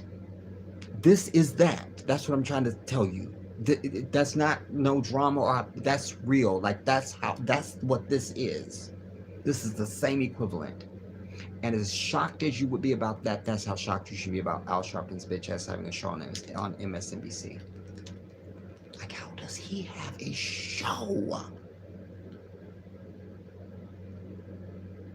But he does. And there he is. And there's a few things to think about this.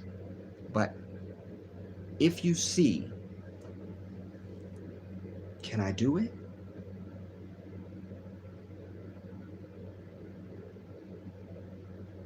Just a second, y'all. Um, oh, there. And oh, it's not even give me an option. Shit. I don't know how to share this with y'all. Because it's not giving me the option to select the link when I click on share. Alright, I'm just give you the name of it.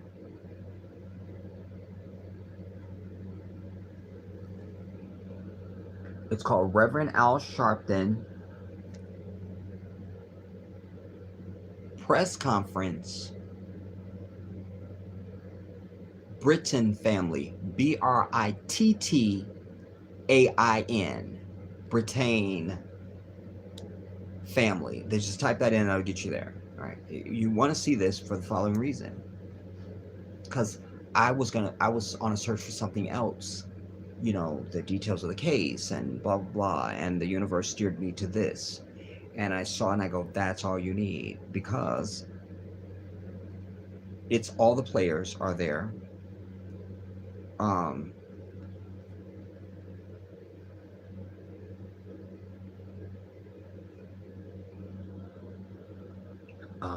Well, you won't be able to see apparently. Anyways, you'll see it when you go and see the video. It's the press conference before the funeral service. It's only 20 something minutes long. But here's what we're dealing with. This is in rural Arkansas, bitch. These are the same people that were at the fucking Capitol. No question in my mind. And I knew that when different ones came up to speak, even before Tweety Bird, Pixie Bird Sharpton comes up and says, you know, we put our differences aside. There's people that some of us voted for Trump, some of us voted for Biden, some of us, you know, but we put all these out at the door. No, bitch, you don't need to tell me. I know these are motherfucking Trump motherfuckers behind you that stormed the Capitol, bitch, and don't like your black ass. Why are you there? Why? And I'm going to answer that question. I'm going to offer an answer. And on top of that, then their reason that they give, and him and Crump did most of the talking. Even the fat white lawyer didn't talk as much as those two did. Because, you know, when black folks show up any place, they have to overprove themselves to massa, which that's what disgusted me about it. What I'm here to try and tell you as an overarching message is that this is one of them cases where you can feel everything at once, and it's all valid. You can be pissed off. It is some bullshit. At the same time, it's a good idea. It's almost brilliant. It's usury. It's exploitation. It's a few things. Like literally, one could look at it and say, well, maybe they're just trying, because they put a heavy emphasis on this George Floyd Policing Act, calling on the Senate to pass it and all of it. So we could say, well, they're exploiting this family. You know, here's a white kid that was murdered, and now let's use them to try and get this. So one could look at it as the greater good for black people, because we know we shot more than their asses on any fucking day, you know, even though they're down there saying this to show that police brutality isn't just happening to black people, it's happening to white people too, which is some bullshit. This is an aberration. That's a fact no matter what. You understand? Whatever else I'm going to say or think, just know that this is the four-leaf clover in all of it. That means the shit don't happen. It don't happen. That's why they say four-leaf clovers are lucky and shit, because, oh my God, it's a four-leaf and no, you know. So this is rare. It doesn't happen. We know this. And it's rural Arkansas. They probably knew each other. You understand? They probably knew each other. Wouldn't be surprised that we're going to find that out. But I wanted you to hear this guy first, because this says it all. While they're standing there with all their Christian vomit, these two Sambos, because you could have still made the point, but you know, if they having issues with police, then they should have some people that's coming out the woodworks and out of the fucking cobwebs to fucking do that. Why do you need to go there? Because you're not benevolent. You're not. And this is a policing act either. I need to say that again. And this wasn't just about the George Floyd Policing Act either, because I've seen it stopped and started. Hear this. Because you're going to hear it when you go and see it, but and sadly you won't be able to see it on this damn screen because the screen is fucked up, and I just have a lot of oil in my body, dude. I touch anything, I leave a fingerprint.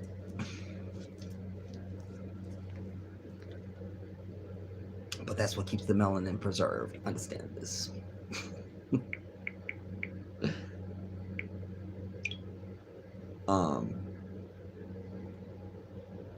I don't know if you're gonna be able to see this dude without the fucking glare. I don't know if it's possible, everybody. I don't think it's possible. So. From 2015 to wait, I gotta bring the sound up. And out of the over 6,000 people that were. Just a second. So I looked at this guy says it all. Transparency. You have to go and see these people, dude. Otherwise, this is pointless for me to do this at all. I need you to be aware of that. You know, it's kind of like I give you the box of. I hope you don't make pancakes from fucking box. I hope you make everything from scratch. But for those of you out there who might be using some box shit, I hope you actually add water. You understand? Like, this is that. You understand? I'm giving you the ingredient. You need to go and add water to it.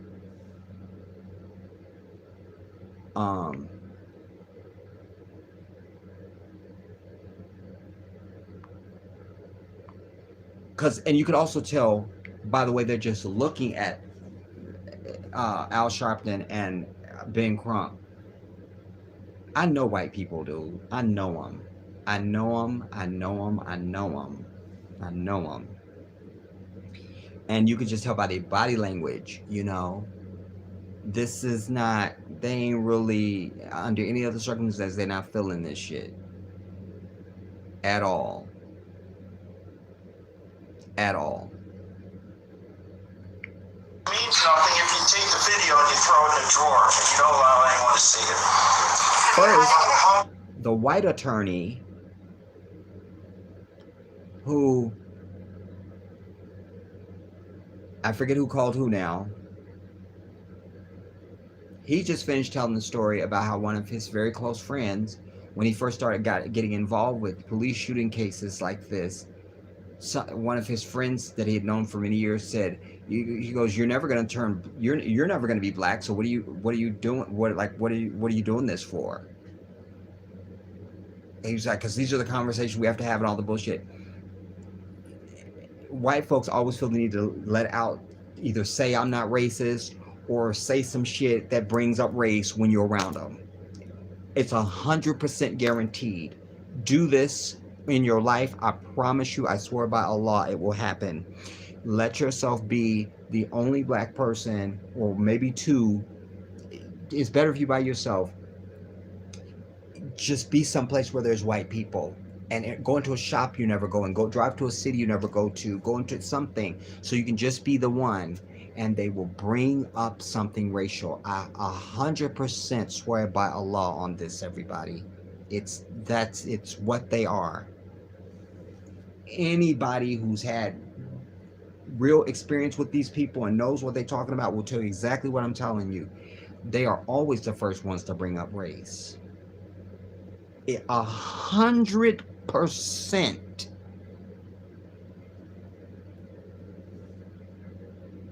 So the fat white attorney has just said that. Now there's one of the family, I think it's just one of the family. So I looked at some statistics from 2015 to present, and out of the over 6,000 people that were shot and killed by the police, 5,555 of the body cameras were recorded as off. And only 260 something were on, and then there was another few hundred that was not available, probably didn't even own them. So the thing is, we have so much technology. I mean, they could have that body camera set up so as soon as that officer steps out of their car, it comes on. He wouldn't have to push a button or nothing. And it's simple stuff. Yes, sir. I mean, you know, and it's not even expensive. But you know, if we don't put laws and order that would make the police officers and make those counties install this stuff and make this available to the officers, funding isn't, I mean, really, they could get some funding. Yeah. I could buy a GoPro camera for $150. Yes, sir. And it would do everything that needed to be done to make sure that Hunter gets justice, that the police get justice, that everybody gets justice. Transparency. That's right. And I got to stop it there because it made me think about something that Judge Joe Brown says all the time. Because it echoes with me because I believe this shit. That's why I speak the way that I do.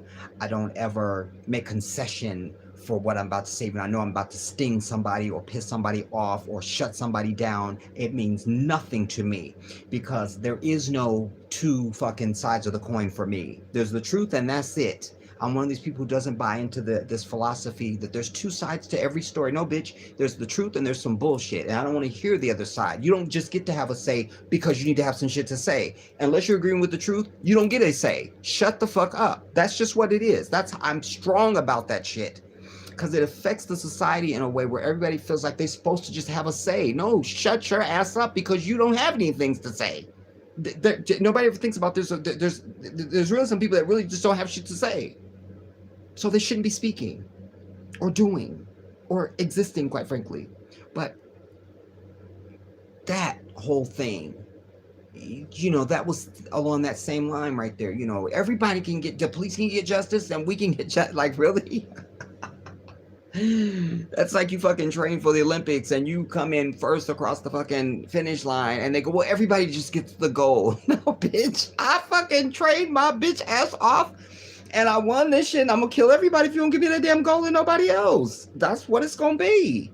You feel me? And my boys is waiting outside to spray the place. So you should just give me the gold, like just in case.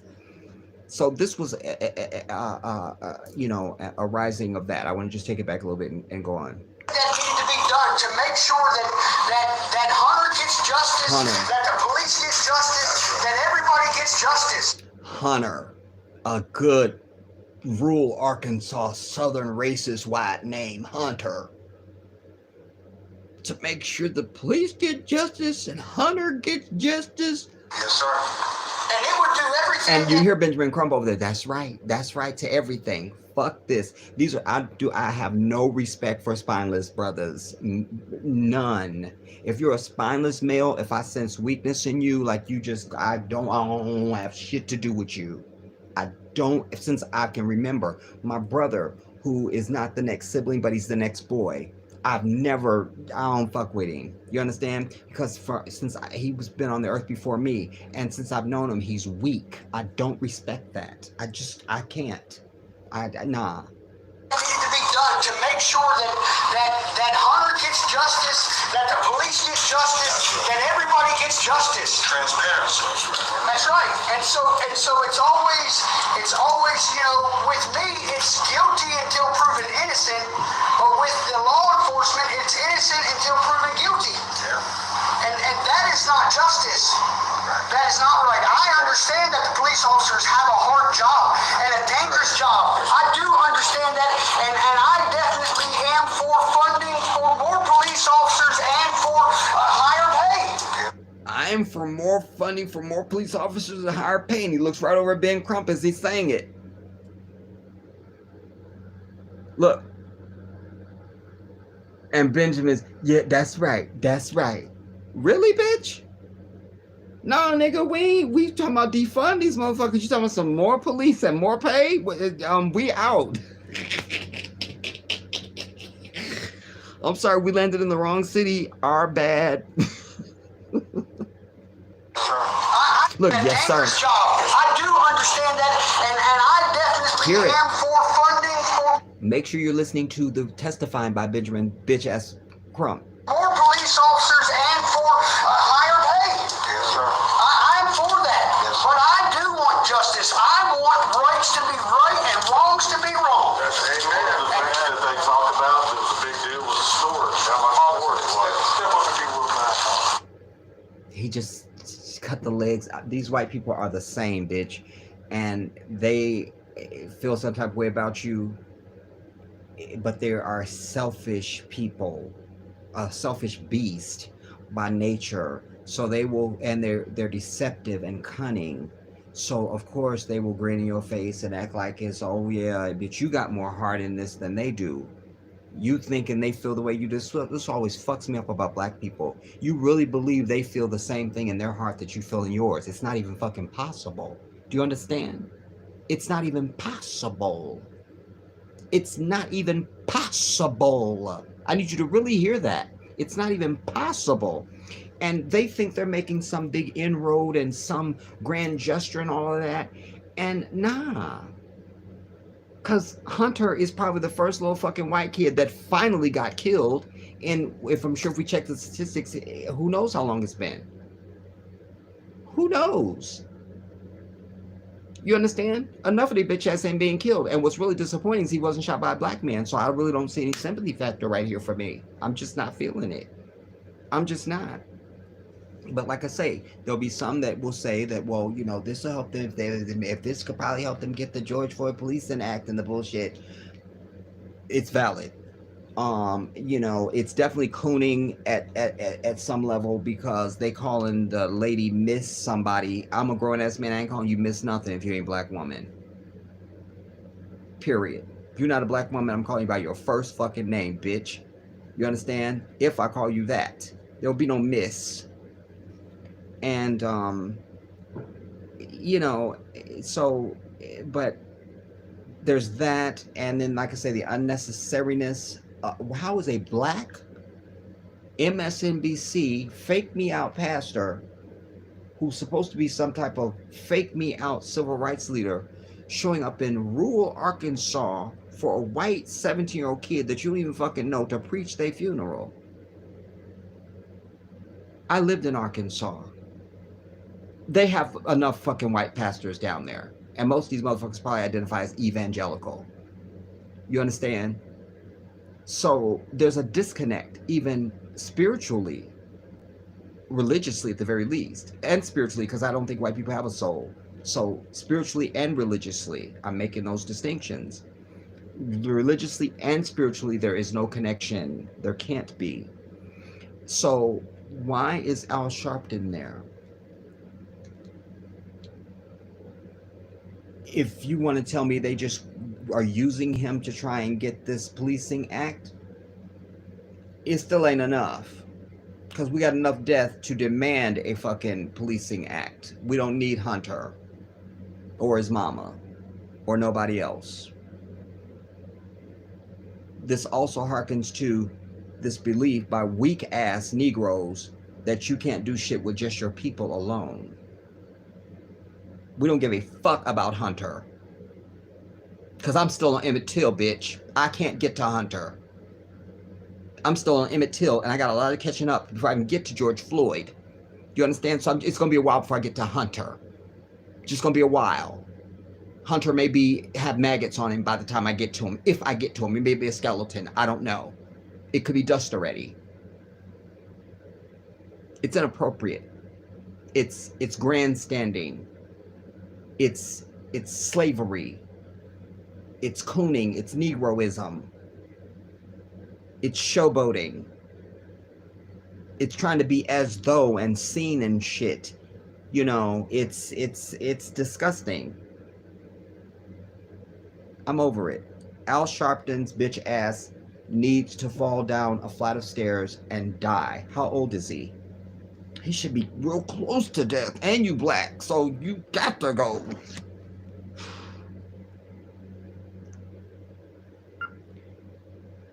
How old is Al Sharpton's bitch ass?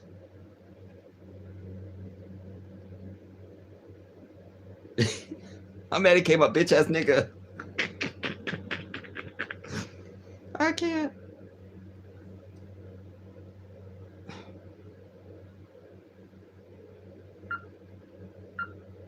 How old is Reverend Al Sharpton? He's 66 years old. Damn, he's only 66. Bitch, he could live to 70. Damn it. I'm not being funny. I really am not. I promise you. I need him to just die. You understand? And all like him, just spontaneously die off. We just read a huge headline tomorrow. This list of fucking people that just died off overnight, and he's one of them. They're propagandists. They always show up in this purple bullshit. You understand? Ironically, Al Sharpton is wearing the purple tie this time, and Ben Crump doesn't have on a purple tie, which I've never seen him in anything but a purple tie. You understand? And why are you calling on Reverend Al for anything? He's not a lawyer, bitch. He's not a psychiatrist, so why, you wouldn't have him in tow? Okay, you're going to do the lawyering and somebody else is going to do the psychiatry piece. He's not the dude. You need a co-counsel. He's not a lawyer. He's not even a paralegal. So why is this fucking Tweety Bird fossil there? Why is he there? Why? Trying to look noble and stoic and shit. And he looks literally like the Crypt Keeper.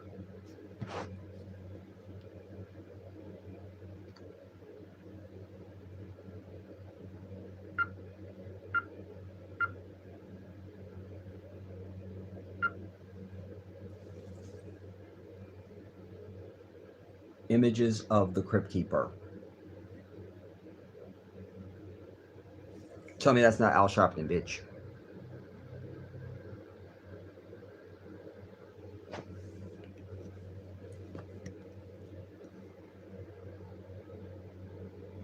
Crypt Keeper.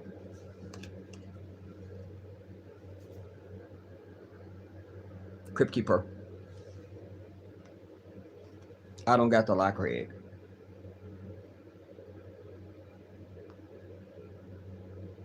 I want you to hear what the white, fat attorney said, but first let me come.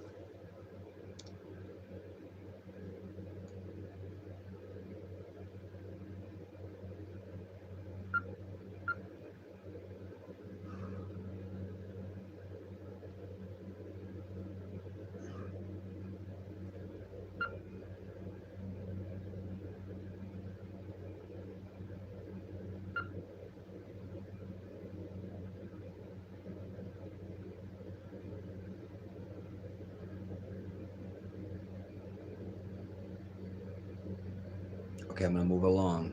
I'm not gonna go past 2.5 tonight. I'm not gonna go past 2.5 tonight. Not gonna do it.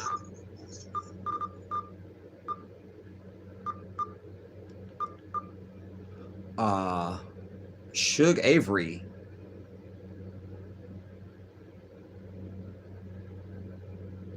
Shout out to Suge Avery.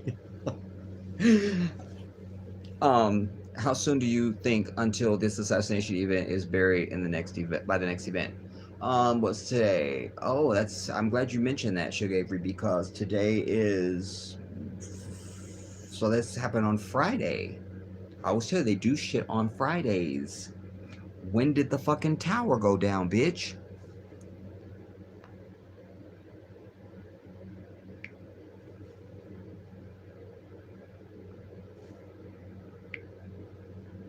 When did the Surfside condominiums collapse?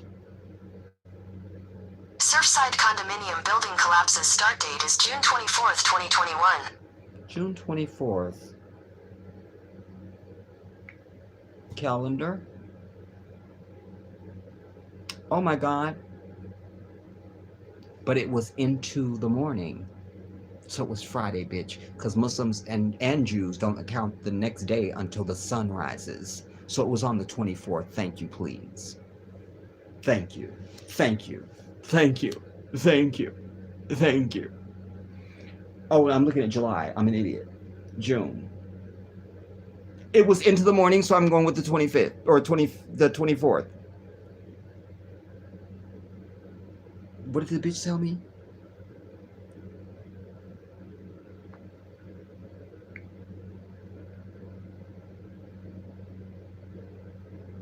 It was the Friday, everybody. I'm claiming it. I'm still gonna claim it because I think I have grounds. Because they're saying the 24th, but it was 1:30 a.m. And so 1:30 a.m. That's Friday. That's the 25th. And this assassination was when? We just read it. Damn it. X, bitch. Get rid of that. I can get rid of that. That I don't need right now. And okay.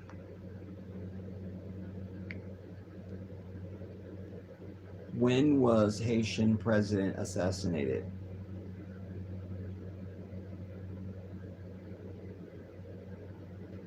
Just trying to act like she don't hear me now. Building. Bitch, I said, when was the Haitian president assassinated?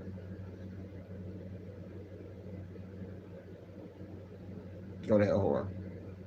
So it was Friday, for all intents and purposes. Right. Friday night.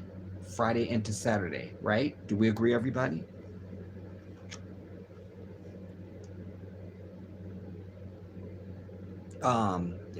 But anyway, but to answer your question, Sugar Avery, so it'll dust up till probably Wednesday, and then there'll be something else. Light bearer, shout out to you, Queen.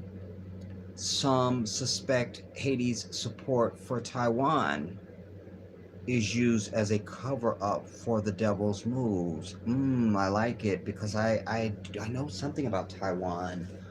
Oh, damn.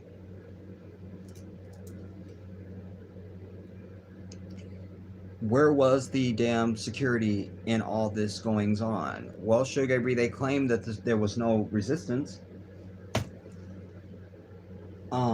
I always know when I've had fruit in my house, dude, these little bugs start flying. And I always leave my mangoes out because I like them to be nice and soft. Like, they gotta give when I touch it. You feel me? Then you let it chill for just chill. You don't want it cold. And that's the best thing you're gonna eat in your life. Every time I eat mango, I just say Allahu Akbar with every bite. It's the most, it's everything, man. I would say if you meet somebody say they don't believe in God, give them a mango. If that don't do it, get away from them. Just get your shit and run. But they claim they put up no resistance, so because nobody was injured, so they either weren't there or called away or they were in on it. I mean, come on. But according to the Spanish dude, the Colombian dude, I can't remember his name now. His sister said that he told her we got there too late. The dude who was going to be going there to work for, we got there too late. So that sounds to me like maybe there was going to be a changing, a shift, and this was the moment of get in, because they're going to be saying he's going to be without security. Otherwise, somebody would have put some kind of fight. Not one security person was injured, they said. So either they weren't there or they were the ones doing it.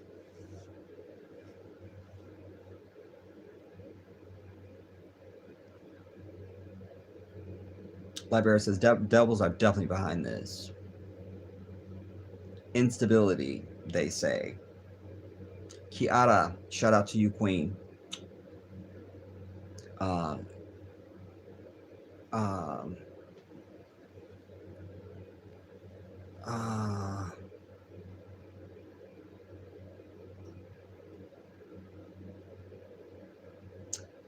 Sugar Avery, the written word is so very powerful. I'm out of context because I was running my mouth. Syria needs help. Syria and no one else. Well, I'm just trying to figure out how they're in a position to do anything right now.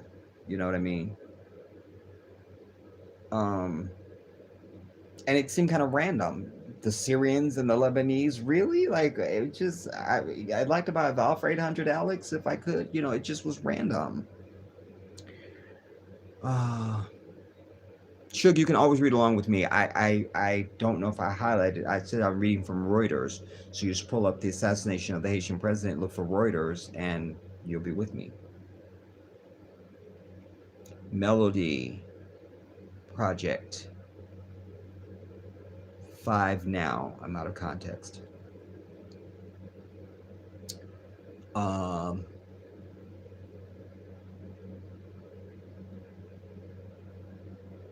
mm, um, I'll just have to scan through some of these, you guys, so I get to everybody.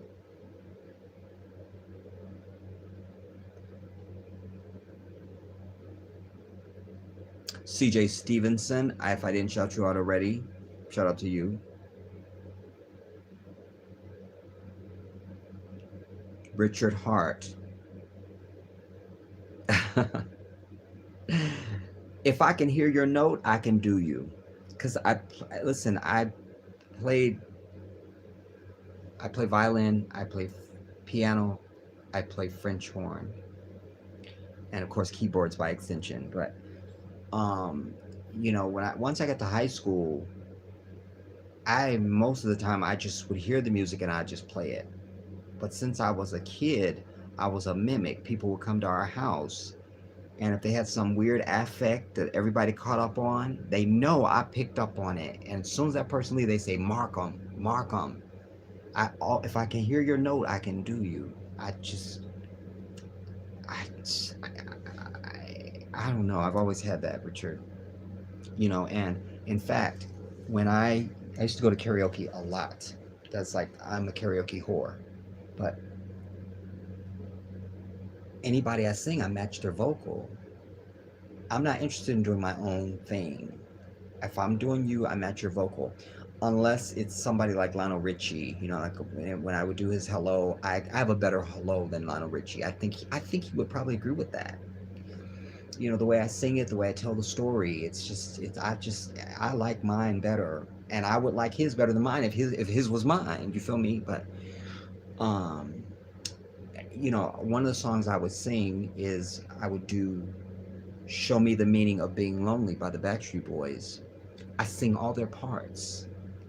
If you're not watching me on stage, you think they're all up there when I do their solos.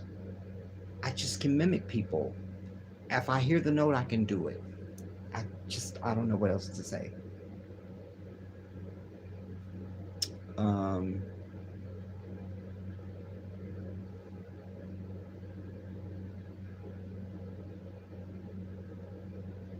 Sweet D says it was an inside job.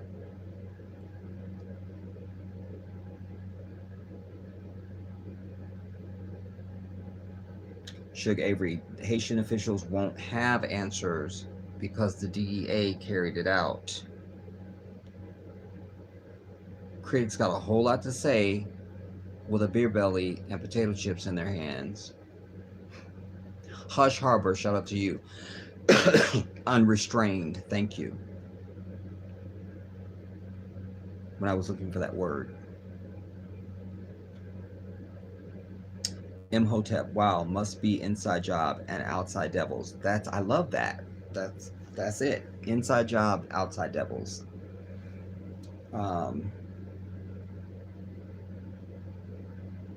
Yeah, thank you for putting that in there. Search for the Surfside Condo plus CTU security, everybody. Maybe I can do it now that I don't need to.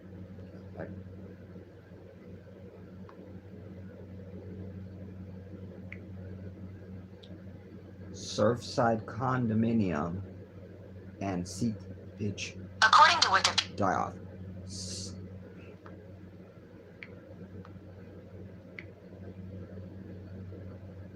Surfside condominium and CTU security.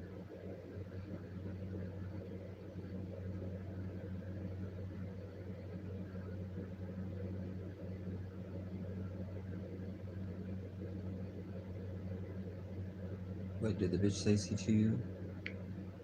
Yeah, I took it. Okay. Oh no.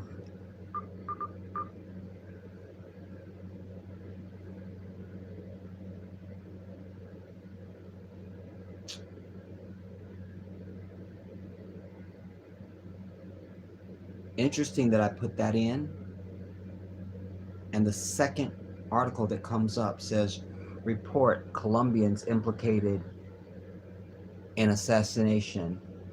But I didn't say nothing about Haitians. I said Surfside condominiums and CTU security, bitch. You feel me? So I know I'm onto something. Property taxes I indefinitely suspended for Surfside. Property taxes indefinitely suspended. No property tax, you good. Men held in plot to kill Haiti's president claim Doral ties. Doral. That's Doral.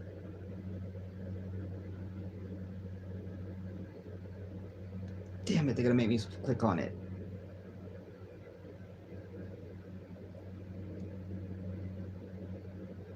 To Miami area security firm. We've already established that there's a Miami connection.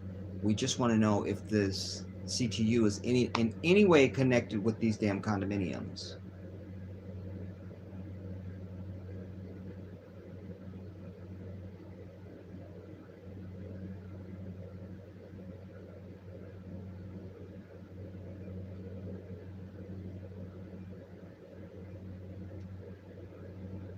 You guys, I have a song in my head and I don't know why it's there. It's been here, I promise you, since we've been on here, probably before I got on. It's called The Final Countdown. I'm not, it's random as fuck. Why would that song be in my head? I keep hearing, I hear that in my head. The whole time we've been on, everything I've been doing, the whole time, I'm telling you.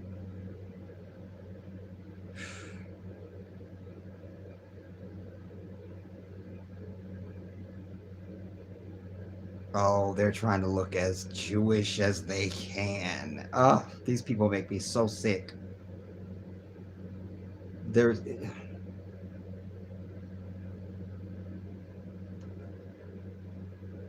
Anyways, I'm not going to labor it now. I want to stay on schedule. But I'm going to be up anyways, so I'm sure I'll look for that tonight. And I'm realizing now what time it is across the country, so I do need to start landing. Let me come back to you. I didn't get everything in that I wanted to get in, but that's fine. There may be a window of time for me tomorrow that I haven't foreseen, everybody. I really try and keep Sunday sacred for myself, but you know, a lot of times I'm not successful. You know, and just I'm not getting dressed. I'm gonna be naked all day. I only get up to go to the kitchen to get food. Like before I got on here earlier today, I roasted some cauliflower. I make the best roasted cauliflower. If you didn't even like cauliflower, you would eat it. It's so delicious. I roasted cauliflower. I made I baked turkey meatballs. I made a whole thing of them. I bake them, and I still have to do rice, and then I was gonna do some buttermilk cornbread, and like that's what I will just go back and, because all that stuff you can eat at room temperature, so it'll just be sitting on the stove, and I just go and get food when I want and just be snacking on that all day. You know, it's like one of my binge things, like when I know I'm not eating and then I feel like if I fix it, then I know I have to eat it. So it's a whole psychological thing with me. Anyway, I'm just trying to say that I want to try and spend some time with Uncle tomorrow, and I know Monday is going to be a very busy day for me. Oh man. Anyway, we'll see. You know, if the universe wills it, we will be together tomorrow, inshallah.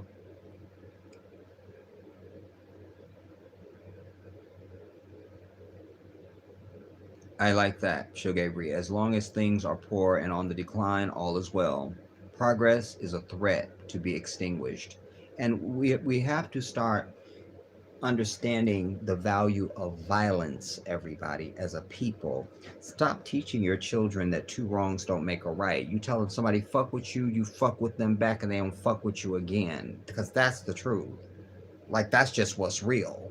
You understand? Stop making up these fucking this bullshit that we put in their heads, and that becomes our society, and we just end up with a fucking generation of people who are weak, that don't do shit.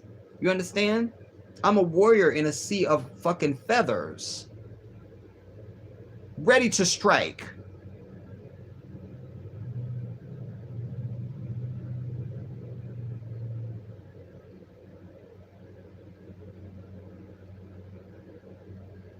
I read that.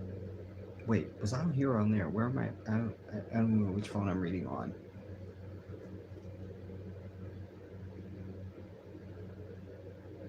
Unchallenged, unimpeded. Richard Hart, thank you.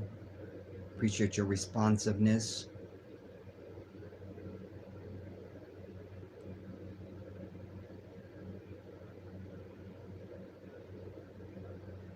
Angeline, shout out to you.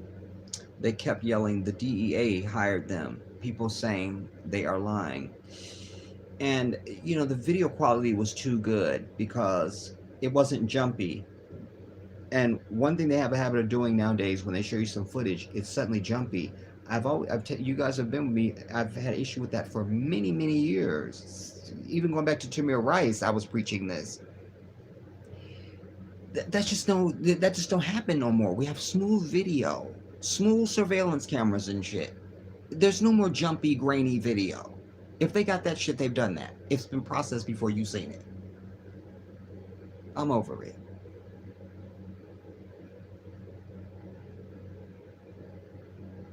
Sugar Avery says nobody has a reason to lie on the DEA. They're sloppy, and now the truth is harder to hide. I think it's CIA. You know, I think DEA is not. It's just it's a random. Just shout that. You know what? The Haitian president have, you know, drugs up in the palace, and that would have been his prerogative. I don't know what the drug laws are in Haiti, but whatever. He's the president. So it's misplaced and it makes no sense. It doesn't fit. Imhotep.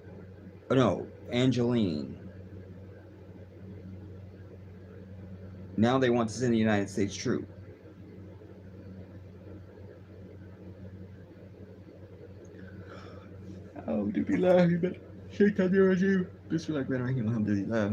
Imhotep. 3 months ago, they assassinated Chad's president. A few months ago, they poisoned our best Tanzanian president, Dr. Magufuli. And historically, we know that's the case. They install puppet governments. You know, the white man wants to be in control of the entire earth, everybody. And the only way we're going to stop this shit is you're going to have to understand violence is a way of fucking life and a means to an end. It doesn't make us a violent people. We never have been, and that's our problem. You understand? There is no consequence for us in the hereafter for us to rise up with violence against those who violently aggress upon us. That is what is just and right. An eye for an eye, says the divine. Not this vengeance is mine, saith the Lord. Oh my God, where's my punch? I'm pretty sure I just lost a tooth.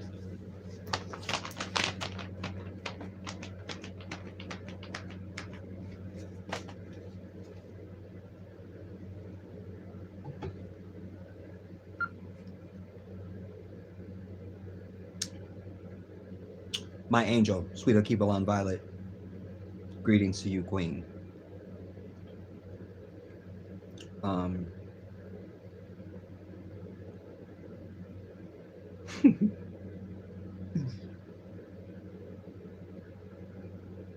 Lightbearer, it really does no good for us, but it does for them. Modern day saying injustice anywhere is creating injustice everywhere, but it's just the law of nature. This is the consequence of murdering us. Exactly. And interesting you bring that, because they were saying that they kept mentioning that at the piece that I showed you with Hunter, with the two sellout, circus acts. They kept, and you saw Miss whatever her name is, the white bitch. They grin at that, Um, I already, there's a piece here on the channel. My position is known. I'm over fucking white people trying to use Dr. King in any way. Don't fucking mention his name, bitch. You don't get to say his name.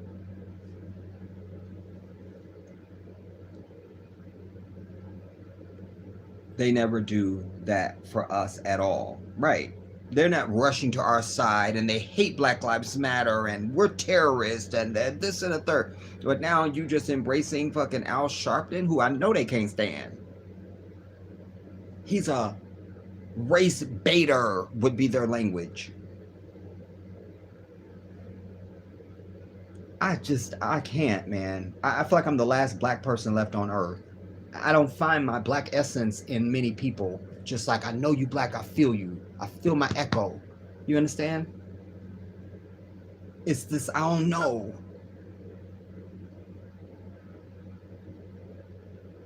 Lightbearer, Hunter is nothing to me. I love the dismissiveness of that, Lightbearer. Yes.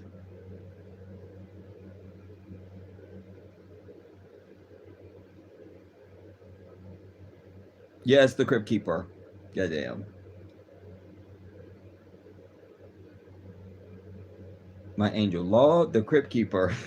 But that's what comes to my mind. Like, he looked like the damn Crypt Keeper. And I'm kind of being nice, I think. I think I'm insulting the Crypt Keeper, quite frankly. Sugar Avery said the Towers was a Thursday, I believe. I'm going to stick to Friday, y'all. I'm just going to stick to that because I just feel like I can. My angel, yes, we agree. It was Friday night. Thank you, Angel. I love you for that. I didn't even see that. I had just finished my statement, and then I saw your statement. Yes, we agree. It was Friday night. I love that.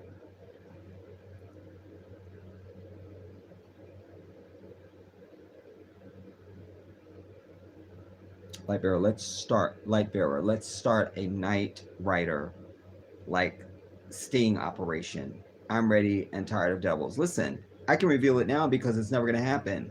But one of the things that I had planned for the Black Independence Liberation League was going to be an arm of it that you wouldn't even know about. Because one of the things I understand about building an organization is you take from the best, and one of the things is military etiquette, I'll call it. And in military, one of the strict disciplines is you don't know anything about the rank above you or the one below you, and you're on a need-to-know basis. That's it. And so there was definitely going to be a paramilitary end of this, covert, stealth, that people would just end up dead and you would just read about it, Wallahi, I swear.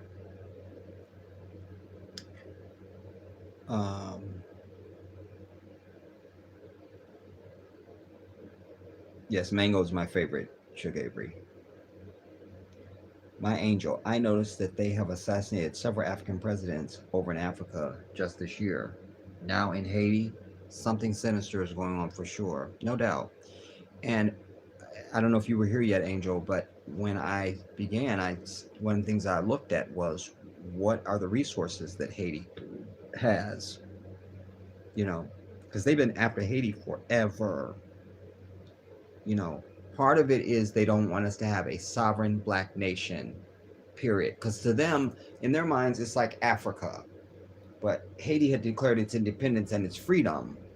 So no puppet governments here, bitch. So now you have your coups and your assassinations and all of this, and let's do your earthquakes, and here they come. The white man is the devil, everybody. That's not hyperbole, that's not drama when I say this shit. I'm not trying to be dramatic. The white man is the devil. You need to really get that into your fucking brain and understand it and act thusly. Damn. It's not words.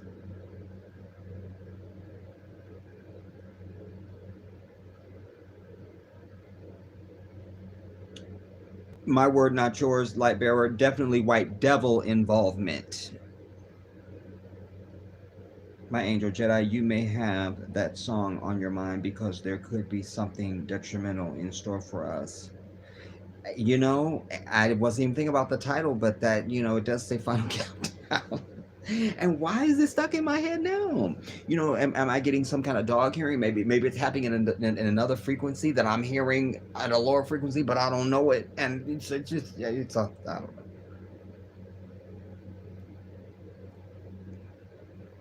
I mean, just it's out of nowhere. The final count. That's from the fucking Rocky movie. Why would I? It's on me, dude.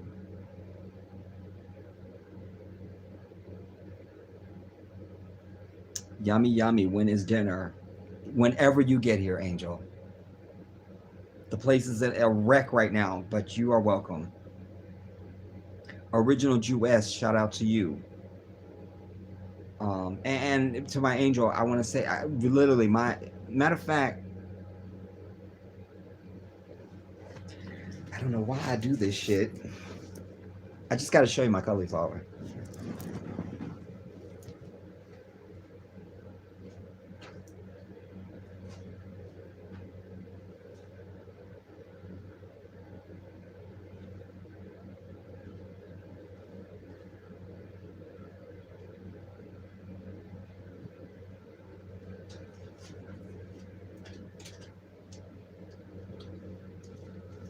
Oh my god. This is ridiculous.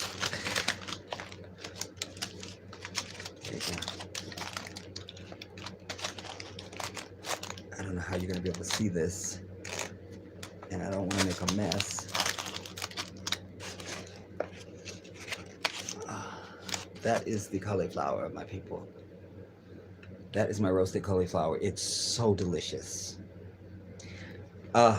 I usually put olive oil. Well, first you get your cauliflower in the sizes and stuff that you want.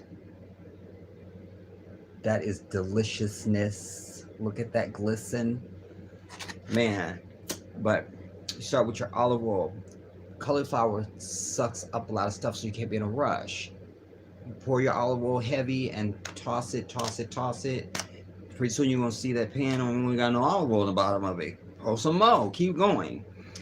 And because that'll give you a longer viscosity, it'll cook longer, like at a higher temperature, and the end result is meatier, and the texture is everything, dude. I'm telling you, your entire life is in my hand right here. Your entire existence, I'm holding it.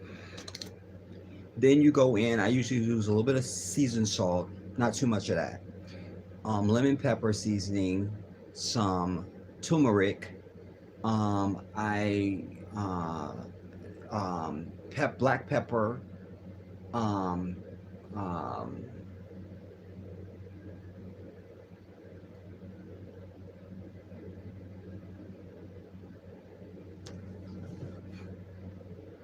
I should be stabbed for this. Man.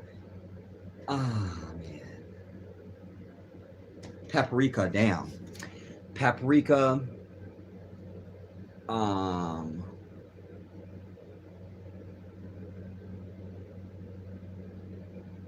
Basil.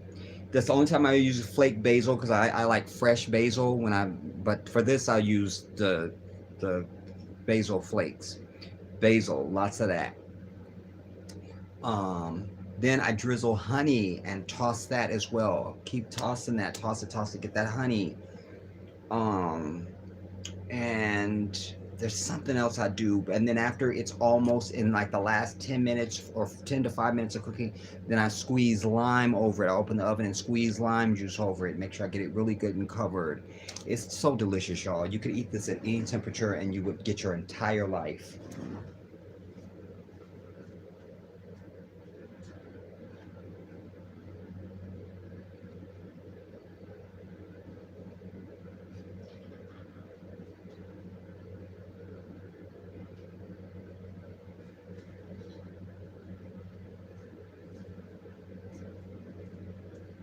This must be Display the Jedi Food Night. Because now I have to show you my meatballs. Y'all want to see my balls, I know. So let me whip out the balls. There they are, darlings. This is the Jedi's turkey meatballs. You want tender. These melt in your mouth, dude. Like they're so, like, it will. Your key is you gotta have good turkey. And you start with olive oil and garlic and onions. Then you go in with your after the garlic and the onions. Then I do, what do? I put an egg. I put Italian breadcrumbs, basil, that flake basil I told you. That's another time that I will use it is for meatballs.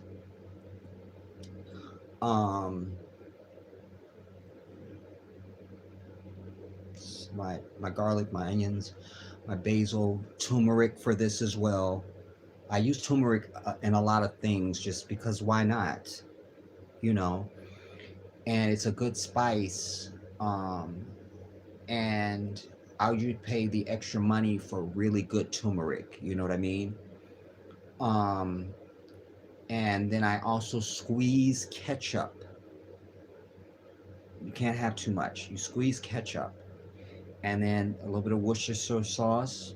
I have a good Worcestershire that I use, that because sometimes I like to share my food with people, and when you add Worcestershire sauce, it gives it a more beefy flavor. You know, instead of it coming off as, oh, this is ground turkey, huh? You know, that Worcestershire sauce kind of masks that flavor of it being turkey and gives it more of a beefy flavor. You know, more like a, you know, something like that. What else do I put in on? I said the breadcrumbs, Italian breadcrumbs, and then I mix it up. I think that's everything. I said the olive oil, that's everything, you know, and then I have a thing that I scoop so that they're all the same size, and you put them in the oven and let them bake and get delicious your whole life from them.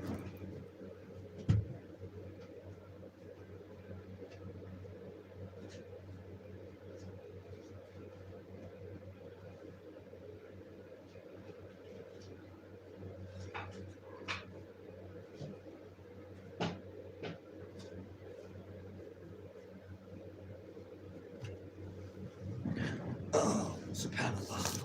Alhamdulillah. All right, let's finish, everybody. Oh my God, I'm over time. Damn it. I said original Jewish, shout out to you. Light bearer, sweet, talking to my angel. We will soon, Jedi. I got some plans. Okay. Sugar, land this plane, Jedi, and serve us some of those turkey meatballs, please. I want you to know also my buttermilk cornbread is a thing of merit. I love cooking from scratch, and I do love to cook. I just don't eat. Wallahi, there's been times I've fixed food and I'm taking it to people. My hand to Allah, and I look up and I have no food.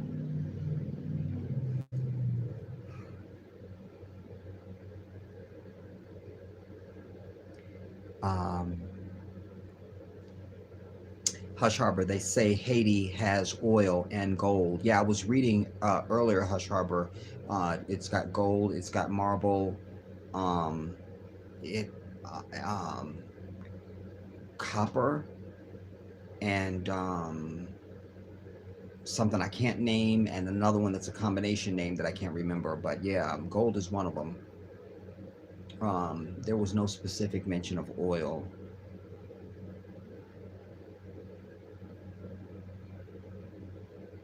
You're welcome, my angel. I'm sitting up here cool right now because of you. That sound you hear in the background, that's my air conditioner. Thank you very much. Rahim Allah.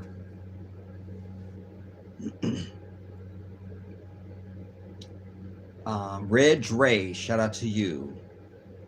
Trust me, it's so good. I really do fix good food, man. Um yes, I have onion powder too, my angel, but I don't use. Only time I use my onion powder is for something else I fix. Can't remember, but um, for this I don't because I use a lot of onion. I chop up at least a half of a large onion if I'm just doing half of the large pack of the, the square round of the turkey meat. Don't buy the turkey meat in those tubes, everybody. That's garbage. Don't buy that. Don't buy that. For the love of God, don't buy that. But anyway, I don't use the onion powder because I put a lot of onion in them, and um, during the cooking process, the way that onion emits itself into the meatball is really fantastic when you bite into it. The garlic, I make sure it's really diced really good so that you're not eating huge chunks of garlic, but it's in the background with that basil. They're so good.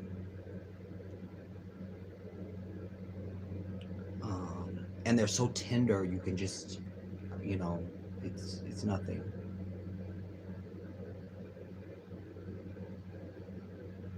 Yeah, let's see those balls. um, Red Dre, I don't know one Pisces who can't cook. I think I may know one. It's my buddy Akeem, who I whose life is really giving him a tough time right now. I've had him over here a few times trying to counsel him and put him on track, but he's gonna have to come to it on his own. But he's Pisces, and I don't think he can boil water. My angel, Ultra Red Ray, don't count us Capricorns out. We can throw down too. Well, because y'all Caps are close to us. So, yeah. Because Caps are January, ain't they? I mean, they're December, January, or something like that, or are they December? Tell me.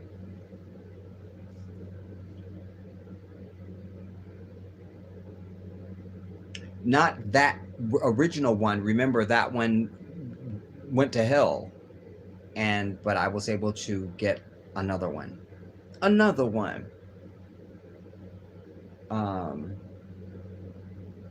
Red Dre, don't give up on him, Jedi. Oh, I won't. I'm not. In fact, his girlfriend called me. Has been calling me. It's just like random call, which I don't appreciate because he's with a white bitch. But she's one of these people that goes through his phone and all this, So like, don't, bitch, what? And one of the things I was trying to tell him is, you must understand that with everything else you're going through in your life right now, no white bitch is ever going to be able to understand you. She just doesn't have it.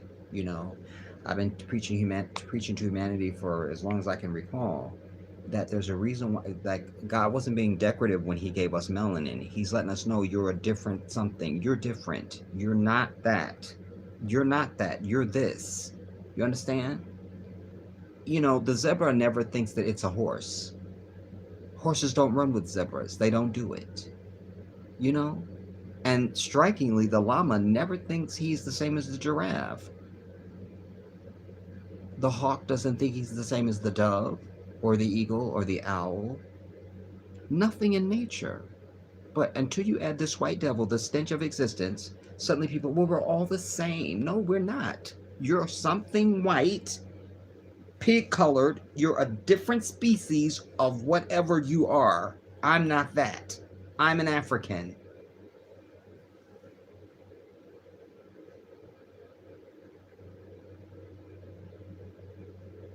They know that. You understand? Not only are we different, but we're better at every fucking thing. We just are. And we are a vision to look at. We're so beautiful as a people, physically striking. You understand? And they know that. And what we know about their character is when they can't conquer anything, they say it's all the same, or it doesn't matter, or this and that. No, bitch, it matters. You understand? They just don't like to be confounded and othered like they do everybody else on the earth. It's time that white people are othered by the rest of humanity. We don't embrace you, we don't accept you, and you're not like us. That's what's real. Not because I say it, because it's the fucking truth. Why is it that I'm stronger than a white man? That's known. You understand? And they do more of this studying of the difference of the humanity and shit than anybody else. So they know everything I'm ever going to proclaim. They know it already. December 22nd to January 19th. Yes, because my disaster for a sister in New York, that whore, her birthday is January the 10th. And she happens to be a Capricorn. I'm over it. Red Dre, just look at the state of white men. If the white woman can't counsel her own men, what makes a black man think she'll help him? Well, you know, he even told me one day when he was over here, he was like, I was like, you know, you're a white bitch and blah, blah, blah, because I'm always harping on that. I'm like, why can't you get your sister? I can't be with nobody they can't be darker than me. Akeem may be, I don't know, it depends on how I'm lit on whatever day and how long I've been in the sun that week or month or anything, but we're essentially the same color, I think, Akeem and I, you know, and I kind of feel like he looks like me. I think we kind of look like brothers. I see a lot of myself in him. I do. But I'm like, so that's easy to fix because we come in all shades. So just find you a sister of any color. It's a lot of brothers out there doing that, but they still with a sister. They might be hung up on this dark skin, light skin bullshit, but at least they still got a sister. At least. That's verifiable. We know she ain't a white bitch. You know, these things matter.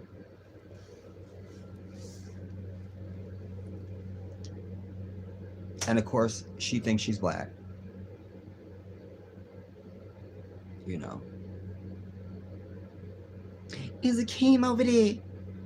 No, white bitch. And don't call my phone.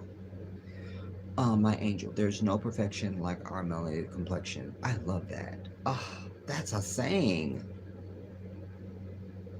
There's no perfection like our melanated complexion. You got something there, girl. You better go. There really is nothing like us, man. We are so beautiful. I wouldn't trade it for anything. I love being an African because my Africanness is not just my color. I'm so delicious in every way. I just am, and I recognize it, you know. This is just an indicator that that's deliciousness right there. That just lets you know. It's like you're looking for, you know, if you picking oranges, you're looking for the ones that have ripened, you know, well, that's the good one, pick them, you know, type thing. And that's just how I see it. The melanin just lets you know that's the ones that are delicious. That's them. Those are the ones that are the bomb. That's it. That's it. That's it.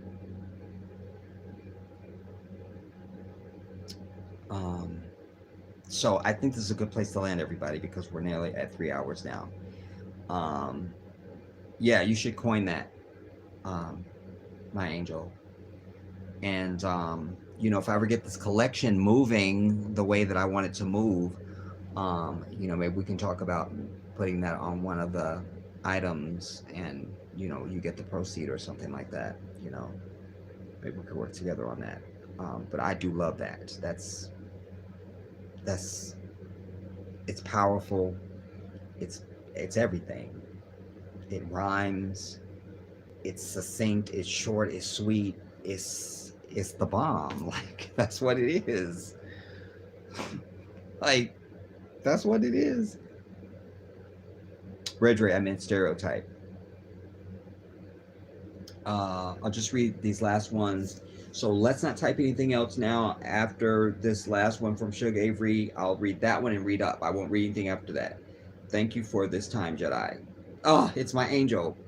Sounds like a plan, Jedi. That's the last one I'm reading, and I'll read up from there. Uh, let's see, Red Dre. He's the full stereo to the white woman. He has now looks and is shaped like Gru from Despicable Me. I don't even know it, but the reference is funny. Oh,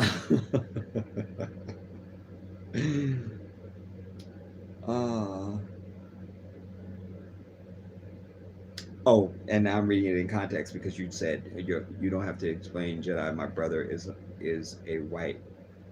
My brother is or has a white bitch hound too.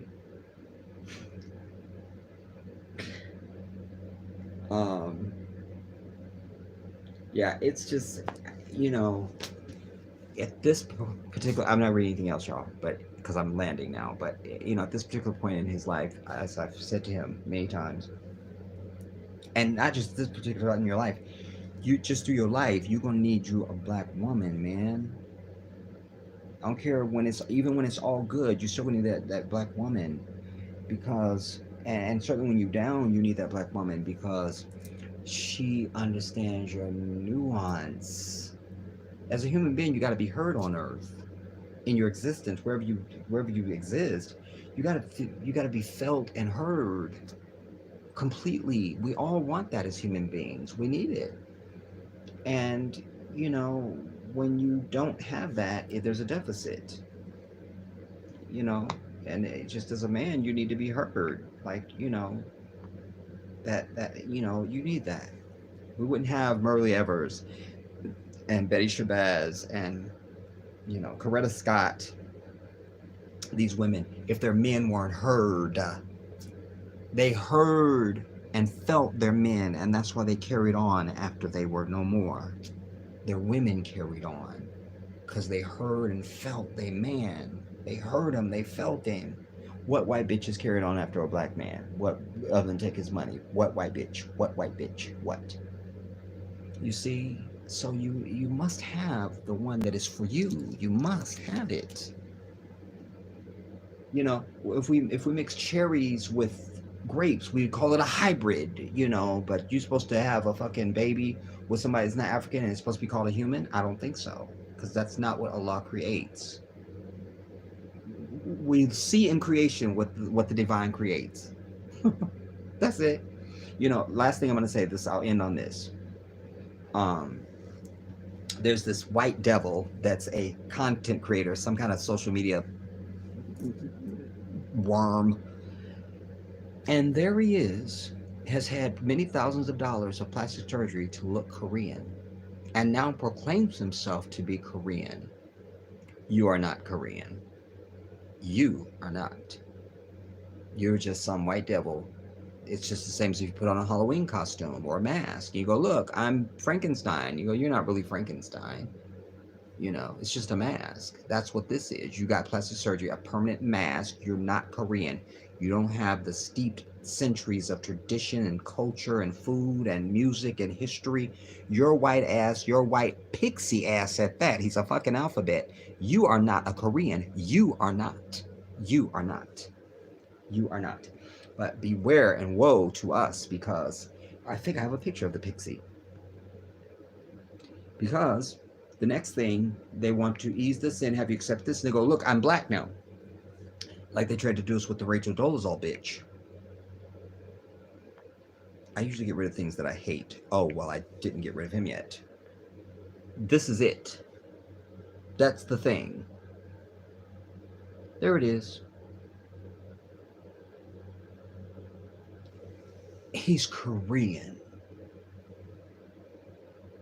And he's trying to look like one of these Korean boy band kids. One of the ones, those fuckers, there's 80 of them in one band. I'm over it. He's trying to look like one of them. But there was a Korean lady who's really Korean, and was up there talking about it. And she was like, what's so ironic is that the very one of them that he's trying to look like, that dude has had extensive surgery to try and look more European and less Korean. So you just spend all this money to look like a white devil, to look you spent all this money to be a white devil, to look like a Korean who's trying to look white. Damn. But the next thing, it'll be some pixie. It'll be a fucking alphabet. They're talking about I turned black because they did a test run with the Rachel Dolezal bitch. You see, and we didn't burn her house down and run the bitch off the planet Earth. So, you see, they'll be coming around again because we showed that we don't put up enough resistance on anything. You feel me? Once you know you're gonna run into a fucking burning hatchet and a hook, your ass ain't come around this way no more. It's just, you're just not gonna do that. I just sense it in my bones. Anyways, your homework, everybody, is hopefully you'll follow up on those connections between the CTU security and the condominiums in Florida, and also watch that video of the press conference. I called out the name and I don't have it on my phone anymore, so you're gonna have to go and find it. Wait, I can pull it up because you need to see that press conference. What am I doing? What are you doing? Why is that so small? What am I doing? Oh, I need to go here. And here. And here. It is called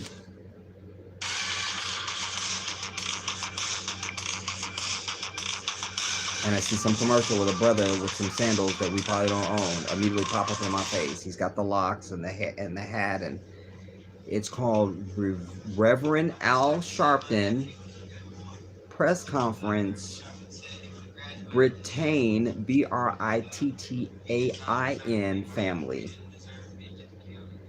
Britain family. Reverend Sharpton Press Conference, Britain family. Just see that and watch the white people, and then watch then just watch Sharpton and the fucker after that, and it's an embarrassment to all humanity.